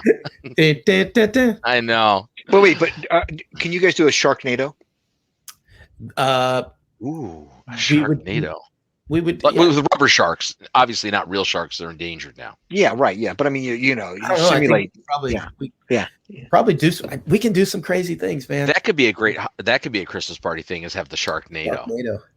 We do have a pretty cool desktop fire, example of. Oh, everybody wants a desktop on fire. Well, we have, it's like a little house, and then it's got this flame burner. It's connected in here, and you put it on there, and then there's a little box, and it has an opening on. So it's like a vertical panel with a small opening on all 4 sides. Mm-hmm. And it just does it through convection. So it actually will create that you put the flame, turn the flame on, and it's small. And the way that the air moves through it actually creates a fire tornado that it will come up out of. So it's a small one that you can actually see. Yeah. And we put it on desktops for like trade shows and stuff. That seems really freaking safe. Yeah, it's probably, maybe we don't, I don't know. Maybe it's more like when people come visit. You bring them to like grade schools and show and tell. Yeah, how do I order one of those? Yeah. Man. Yeah, take that cool. camping. Yeah. And you can move it in and out closer to the house. Because what we were talking about with fire, I know we're going over time a little bit here. Yes, but I like talking about fire, so you can have another minute for fire. It's after hours. After hours. So I'm almost out of beer though.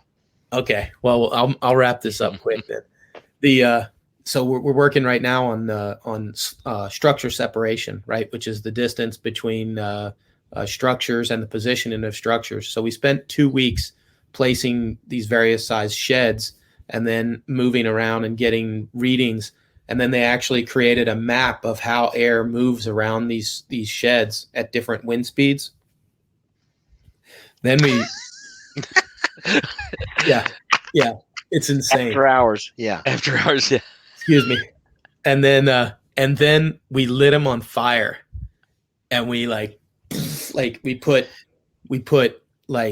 so we built these things called cribs. It's a standard size. The A6. You were showing me you did send me a picture on my phone with that.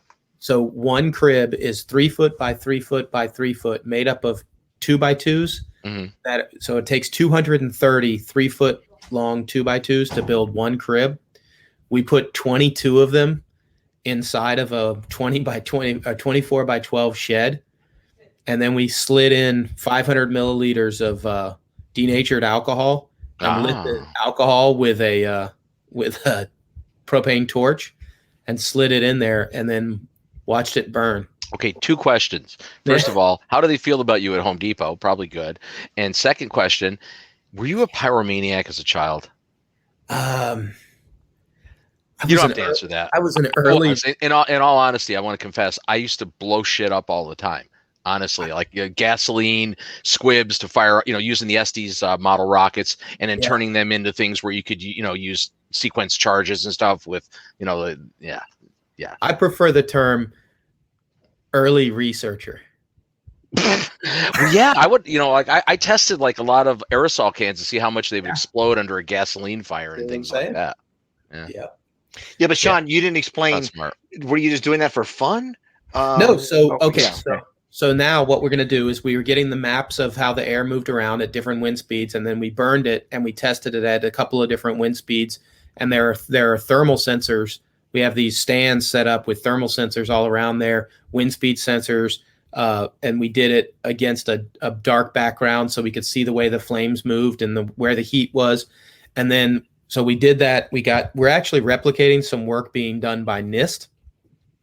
Inside, NIST is doing it on one wall with a small mock-up of a shed, and then we're actually the building, by the way. Yeah. Yeah. So I've that worked in building that right building. there, we're doing it full size for them and replicating what they're doing at the smaller size. We're saying it's the same with our full size buildings.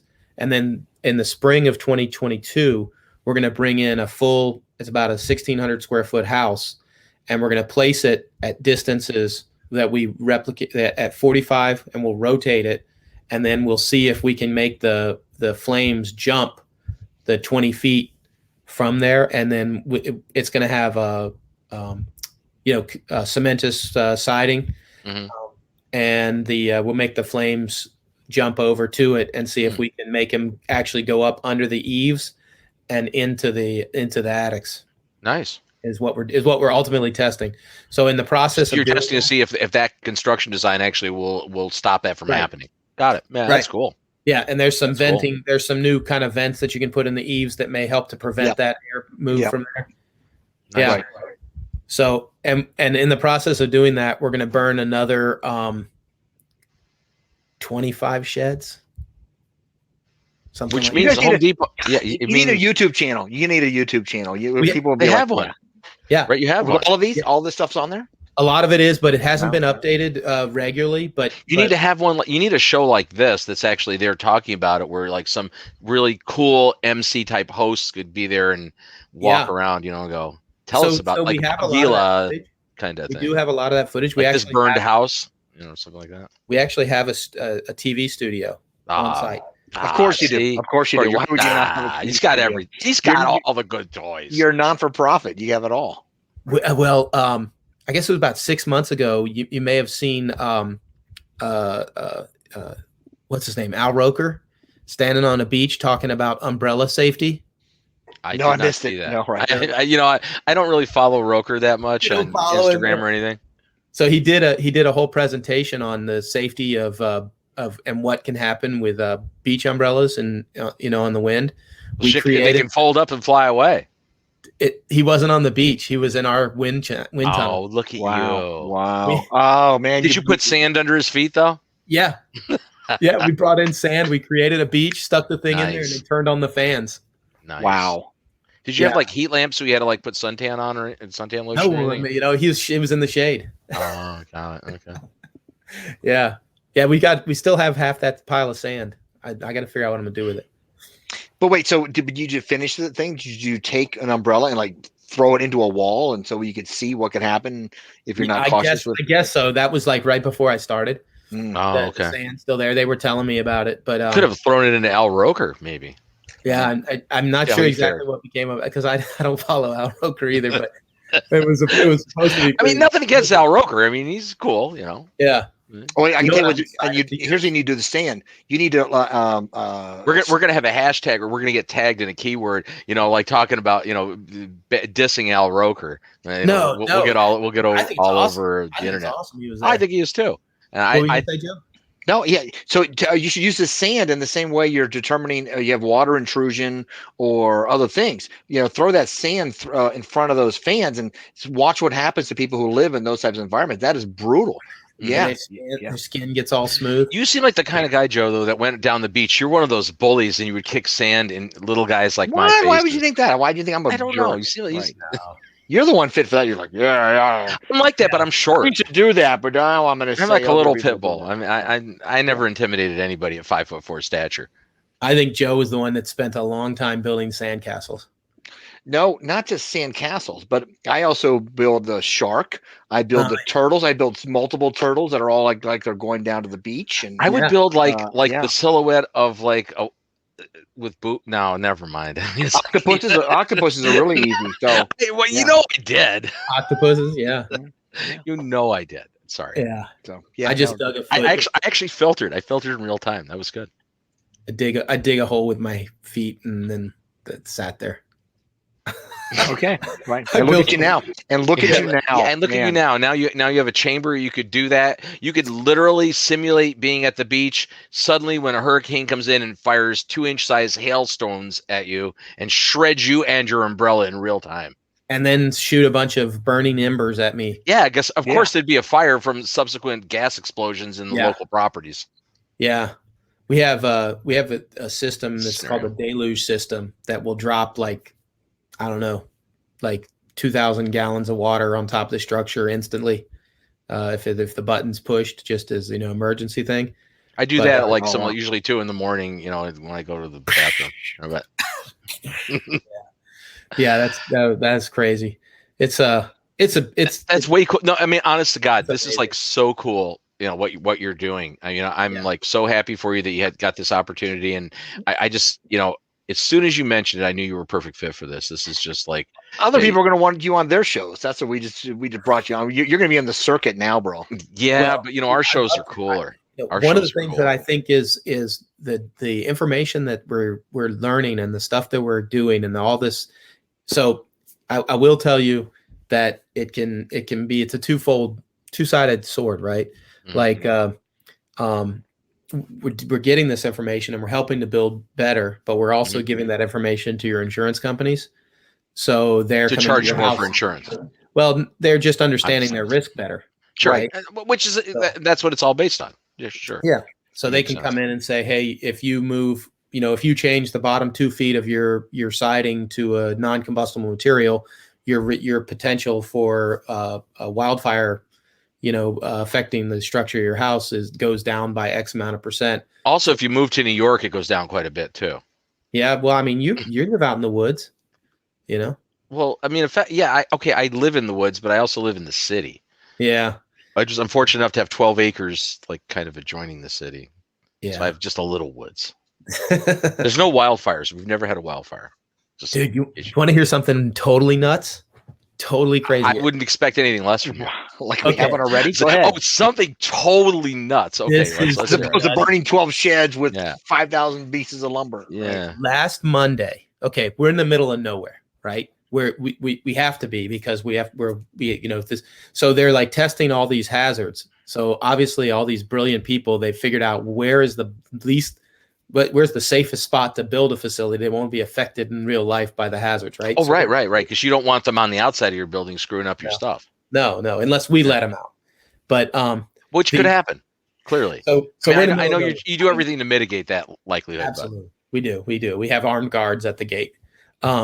But no, we have 90 acres, and we're in we look like, if you look at our facility from Google Earth, like the 90 acres we have looks like a teeny little spot compared to like the millions of acres of wooded area all around us. Mm-hmm.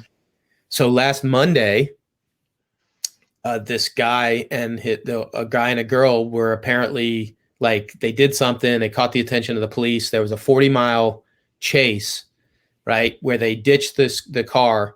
The woman who was driving was arrested, but while she was driving, the passenger was shooting at the police officers out the window. Boom, boom, boom, boom. They crashed. This dude went back into the woods. They caught him yesterday.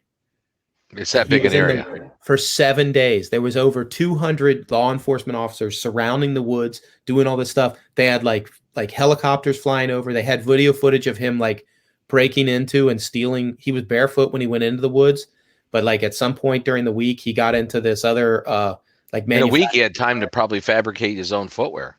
Dude, it was straight up Rambo. It was I'm telling you, we were driving by and the colonel was out there standing there dude was living in the woods. It was nuts. And there was FBI agents and helicopters and infrared. They almost caught him 3 or 4 times, and he got away from the dogs. That's just probably hiding in your facility. Wow. We were actually really freaked out about it. It was really, really concerning. Yeah, I get it. Yeah. Armed and dangerous. Everything, and nobody was allowed to be outside. Armed and dangerous and hungry, probably. Yeah. And with a weapon. Yeah. Well, that's part of being armed. Usually you're armed with a weapon. Yeah. I thought it was. Well, and they got arms. Right? Yeah. I'm armed, and now I'm armed with a weapon. Oh my God. So as if my job wasn't exciting enough. Well, and that, Wait, no. Just so you know, that was a pretty good story, but you know what? That's regular nightly news. So what you told us earlier was way, way more exciting. Yeah. Oh, without a question. 56 guns. Putting hail down on top of 72. 72. Wow. 72. One stone per second. Yeah. I remember the data. It is cool. Go to YouTube and look up IBHS hailstorm. and you can see them like they made the hail, and it's awesome. And what you should do for the audio accompaniment with that is look up Hailstorm the band, because they're really good. Lizzie Hale can really sing. Yeah. So listen. We could listen to both. We could listen to Lizzie Hale while you watch the Hailstorm. That'd be pretty cool. I'm prepared to do it. I have to use 2 different browser windows. Oh boy. Well, we're getting to this. Well, actually, we've gotten way past this point. Yeah. We started late, because in our defense, right? Live show, first time we're streaming this show. Our 2 first guests are over in Shanghai, China. So the fact that we actually could connect to Shanghai, China, and bring 2 people in from 2 different places in Shanghai and lock it up. Yeah. The fact that it took us 9 minutes late to get online, I'm really not feeling bad about it. And I apologize to the audience, but I'm still pretty happy with that. Do you feel okay with that, Joe? I feel okay with it. Yeah. It's tough when you're Mr. Worldwide.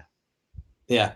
I think it's cool what you're doing, man. I mean, God, what I wouldn't give to be sitting at some sort of a conference, sitting in the bar afterwards, having a beer with you guys, and come on again. In fact, I would like to see you as a regular occurrence to come on, on these shows and share alcohol with us. Like other shows have like these people that bring on like animals, like, hey, look at this bird that I've got. No, you're gonna come on and you can show bring us on like and burn shit. Yeah, you're like, hey, guess what we did this week? We built this and blew it out the front of the. Yeah, right. Yeah. No, I mean, it's really awesome. I mean, it's amazing. When you first described this place, I was like, wow, they can do that full scale. That's crazy. Yeah, I don't know if you, I mean, I know it's about done, but I'm going to shoot you a text right now, real quick. I don't know if you're capable of putting this up. Oh, you're asking an awful lot from me in real time. But it's just a 13-second video. Let me see. What is it? What is it? Depends on what it is.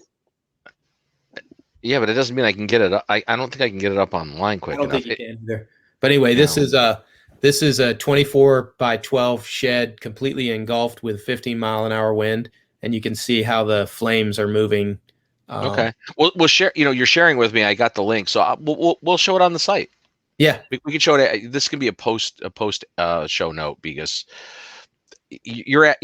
I mean, I'm a miracle worker, but only small miracles. Well, if you send it to me, I could do that. But that's me. I could do it. Well, right not now. texting. How are you going to pull it from a text into the switcher system? Try me. Send it to me. Send it to him. Okay, let's see it. He's going to do it, and he's got because he's got an iPhone probably too, and he's using a Mac. No iPhone. No iPhone. No iPhone. Nope. Okay. Let's. We're way over time now anyway, so I don't. We might as well. Doesn't matter. Bring it on. Let's just indulge this. Okay. All so right, I sent you my phone number in case you don't have it. But I wasn't going to give it across the thing here. It's 777. Just find him on Tinder. Is my phone number on Tinder? What? Okay. Okay, here it comes. 9.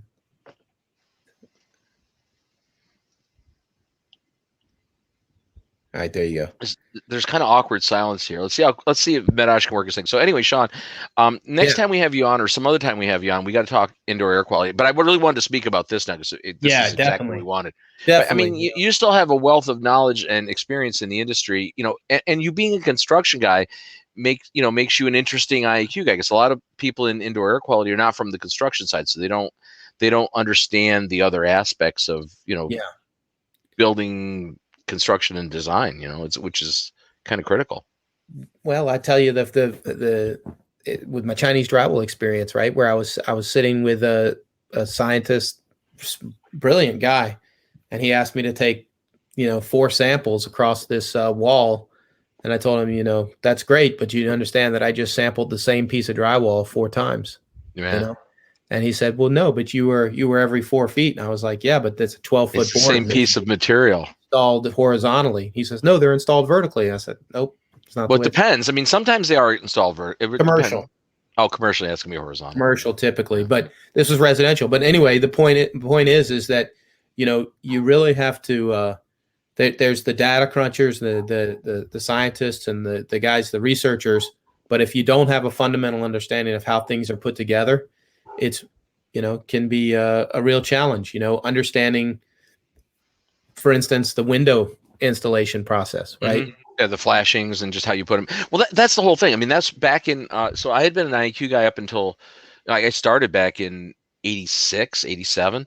And but I was very siloed in the indoor air quality. And in the early 2000s, I started getting more into the building science aspects, and then did all the BPI certifications and started going down that route with blower doors and all that. And but I came in as an IAQ guy because it was interesting with the NYSERDA people here in New York. I was one of the first companies that was an indoor air quality company that was in their program, and they were like, wow, that's it's unique, mold remediators and duct cleaners, and you do all that stuff. It's like, yeah, but it all goes together, because the reason we have those problems on the other side is because of these building related problems. And for years I never fixed those. I just went out and remediated symptoms. I never fixed the problem. That's huge. That's huge. It was a paradigm shift. I really feel like we've made huge headway really strongly in the last 5 years, where you're seeing in the construction magazines, right? JLC and Fine Home Building and other magazines like that, where you're starting to see IAQ mentioned, discussed, building science mentioned and discussed, where before it was about, how do I keep my crew, showing up, or how do I keep my job on schedule, or how do I, cope a piece of 6-inch crown molding or whatever. Right. So like now within that's what was always in there before. Now there's also an IAQ component and building science component that's being added. And that's really a testament to the work that you and other consultants have done to fire that. We talked about this last year. Remember, Bob? I think we did. Joe, you might've been in this conversation as well, where we talked about how the IAQ industry has done such a good job of bringing attention that people should be paying attention to this problem. Well, I mean, I don't know if we've done such a good job, but we've done a job. That's fair. We've done a job. That's fair. And you're not going to ever not need an IAQ consultant, but people are more aware than they've ever been, I think, as to what the problems could be and what caused them. Sure. Joe, are you ever going to get that video up? It says that I couldn't receive this text. I have a thing on my computer that allows me to get text. That's I honestly really don't want to chastise you, because I don't want you to have PC envy with your Mac. Well, he sent it to you too. I don't see you. He sent it to my freaking phone, dude. Okay. Yeah, right. Look, you can just go check. We'll post it later, but I have it on an Android. I can actually watch the video here, but I honestly, this is a very sophisticated studio, and I don't have any way to make this telephone connect to the switcher. Well, my Instagram is Shawn _ that's SHAWN _ Macomber, MACOMBER. Okay. And I've been posting stuff from the research center pretty regularly on there. So if you want to go on and check it out and subscribe and like. You know what? I will. And yes, I will. We're approaching the 2-hour mark on a 90-minute show. So and usually it's Medosch that's saying, calling the end of the show. So this is a paradigm shift and somewhat of a role reversal, which I'm not really sure what that means, but I don't know. If anybody's still watching now, they're like, yeah, you need. Well, they will. At some point they'll go, God, this is like the longest freaking show ever. Well, this show never ends. I'm thrilled with what you're doing, and I wish that I had more time to check them all out. Your daytime shows and everything. You can watch them on your mobile device, and pretty soon you actually have an invite to the online global community where all of this will be housed, and thoughtful commentary and conversations will take place, and people will meet from around the world. I signed up to that. It's going to be amazing. But we care. Wait, there's more. We care about your email. We're never going to give your stuff away. That's the truth. If you thought it was late night, you thought it was late night. Oh my God! You know what? You just saw the commercial that comes on at 2 a.m. Wait, I'm talking. You just saw the commercial that usually comes on around 2 to 3 a.m. Yeah. Yes, your information is safe with us. I'm like, what the hell? Actually, okay, I can, being the CEO and the founder of Healthy Indoors, right? Okay, I can actually say that it is. Okay, we actually literally do not sell or rent our list to anybody ever. And that's the honest to God truth. I've had ad sales people working for me over the years that insisted on trying to rent our lists out, to advertisers. I'm like, no freaking way. And they're like, oh, that's what every trade publication does. I go, yeah, we don't. Well, and I got to tell you, that's the truth. That's it. That is my commitment. And so, sorry, Joe. One of the things I thought it was a funny commercial. It is a funny. It is a funny. It was pretty funny. But I'm going to be Bob and be serious with you for a moment. I wasn't that serious. I got close to the camera. It came across kind of. You dropped the tone of your voice a little bit too, and it was good. I'm telling you, it was. Oh, and you can get all the rock and roll artists you ever wanted from the 60s and 70s if you call right now. They legalized weed in New York. Virginia is too. Yeah. And pretty soon you're going to be, in Texas, there's a law going in effect that you're going to be able to just have a handgun with no license. They're trying to do that in Louisiana as well. Perfect. What could go wrong with that? Everybody just goes into stores and buy guns. Nice. Yeah, it'll be good. But hope to see what they need to do is they need to do both of those at the same time. So here's the thing. So I have to close with a quick anecdotal story from years ago when I was at a conference in Las Vegas. This was quite a long time ago, and we went in. I could have done that. That's bullshit. It's like, seriously, that's your solution, Mister. That's 24 to 25 feet. How much further than the building at 10 miles an hour? Okay, so I'm impressed with the video. I could have done this like 17 minutes ago. I mean, if that's what we're going to do. But you didn't. I beat you to it. It was hokey, dude. It was, all right. Well, anyway, so went into it was at a conference, and it was end of the day. Went to this, I think it was a Rexall pharmacy, if that even exists anymore. And so this drugstore's got like slot machines in it. They sell alcohol, full liquor, and the back is a gun shop. And here it is. So I'm there at like 6:30 at night at the end of the conference, and Carol's with me. We had and I'm not even going to go there, Joe, because I know what you're going to say. But anyway, we're in the back, and she needed something. I don't know, some antihistamines or some crap. And I was buying some liquor, and in the back in the gun shop, it says no handguns sold after 6 p.m. for your safety. You can buy liquor, you can gamble, you can pick up your opioid drugs, and you can buy an AR-15 with a high capacity magazine. Look, they're just there to solve problems. I mean, it's one-stop shopping. I mean, it lowers the carbon footprint, I guess. Provide solutions. I guess it's they're thinking of you what they want. Give the people what they want. Yeah, right. Guns, liquor, and opioids. Well, you're missing the crucial underlying element in television. Do not take away their television. Give them TV and a few other things, and we're all happy. Yeah. Yeah. Have you ever read? This is probably a long conversation but have you ever read "Food of the Gods" by? I haven't actually. Oh, I highly recommend it. It talks Does it have a lot of pictures? There are some illustrations, but no pictures. Well, that would help.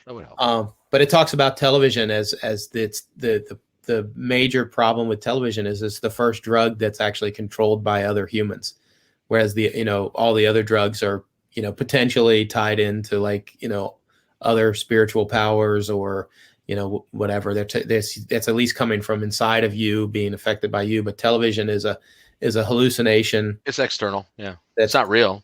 Yeah. It's just a hallucination. Are you saying this show isn't real? It's real to me. You're real to me too, Shawn. We're gonna have to go because it's like now we've crossed the 2-hour mark. Y'all, hey, Medosch has totally lost his co-host position. He's not even like keeping track of the clock anymore. So it's after hours. So it is after hours, but I'm usually the last one at the bar. Okay, so here we are. Yeah, he's the last one at the bar, and understand he's 2 hours later than me. He's on Mountain Time. Okay, so I'm at 9:15 in the evening having that dinner or lunch. So at some point, somebody's got to pull the freaking ripcord. Shawn, this is great. I'm so happy you were able to showing your age, tonight. Bob. So yeah, that was awesome, dude. You'll be back regularly. You'll be our regular. Hey, I look pretty good for 62. Screw you. You look great for 70. Thanks so much. That's what he said. He goes, "Damn, you look good for 70." Thanks, buddy. Oh boy. Now it's definitely time to slowly push away from the bar. It is, it's like I think I'm going to the bathroom, and then I'm just gonna go to my room. Yeah. TMI. Got to All be right. there for breakfast in the morning. I didn't describe what I'm doing in the bathroom. Why is it TMI? That's what people say in bars. You just say no. You say I'll be back. You're at a bar and you go you go, yeah, I'll be back, and then you don't come back. You just diss. I don't. That ain't me, man. I say goodbye to everybody. Now Macomber and I closed the freaking bar. Yeah, I partied with this guy. We do. Yeah, that's what I said, man. This definitely feels like the kind of conversation you'd have at a conference, at the bar afterwards, and which is I think this half was clearly. Yeah. I mean, the other part, the front half was great educational, but this was more of the bar. Well, that's where all the good ideas come from. Well, that's where a lot of the ideas come from. I've learned more after hours than in sessions. Yeah. So here we are. This is what, and we'll be doing. So for all of you watching the show, and it's stuck in this long, we'll do this again next month. We haven't announced the date yet, but it'll be up shortly in the next week. We'll announce the next episode. We've got some great ideas in store for upcoming shows. So those of you who, very few people are part of the community because we haven't opened it and released it yet, but I'll run a commercial at the end again. And you really should be on it because we're going to start streaming to the community. You'll be able to actually do commentary and pose comments and questions after the show. It's kind of cool. Hey, can I put in a idiots? Yeah, those guys are idiots. Can you put in a request? Yeah. Yeah, I guess. Doesn't mean I'll honor it. The musical October, video? Yeah. October for your Halloween show. Yeah. Will you interview Steve Teams dressed as a tomato? Oh, because he doesn't eat tomatoes. Oh my God, that's awful. And I know. Hey, so Steve, good. No, it's good. Watching. If he's watching, he's gonna love it. He's gonna love it. He's got. He does not eat tomatoes, but that would be a good. Not. Yeah. Steve Teams is a tomato. I feel like my nose looks like a tomato. Well, you don't want Joe Medosch as an eggplant. We've already seen that in another organization. Why do they think I'm a dick? This is pretty much, kind of burned his bridge somewhere else. So we won't say where. Poor eggplant. He's been ripped on. He was. Oh my God. Yeah. Okay. Well, listen, thank you all so very much for watching our premiere episode of Healthy Indoors After Hours. It's great that you joined us. Shawn Macomber, thanks so much for joining us. And my co-host, Joe Medosch, from his bar out somewhere in Colorado. And I'm Bob Krell, founder and publisher of Healthy Indoors Magazine. So until next time, stay cool. We'll see you. And make sure you bring plenty of drinks next time because next time, I know we're gonna have to restock the bar here in the studio because I'm out. I'm out. That's it. That's your line. I'm out. I'm out. I'm out. I'm out. Bye, guys. Good night.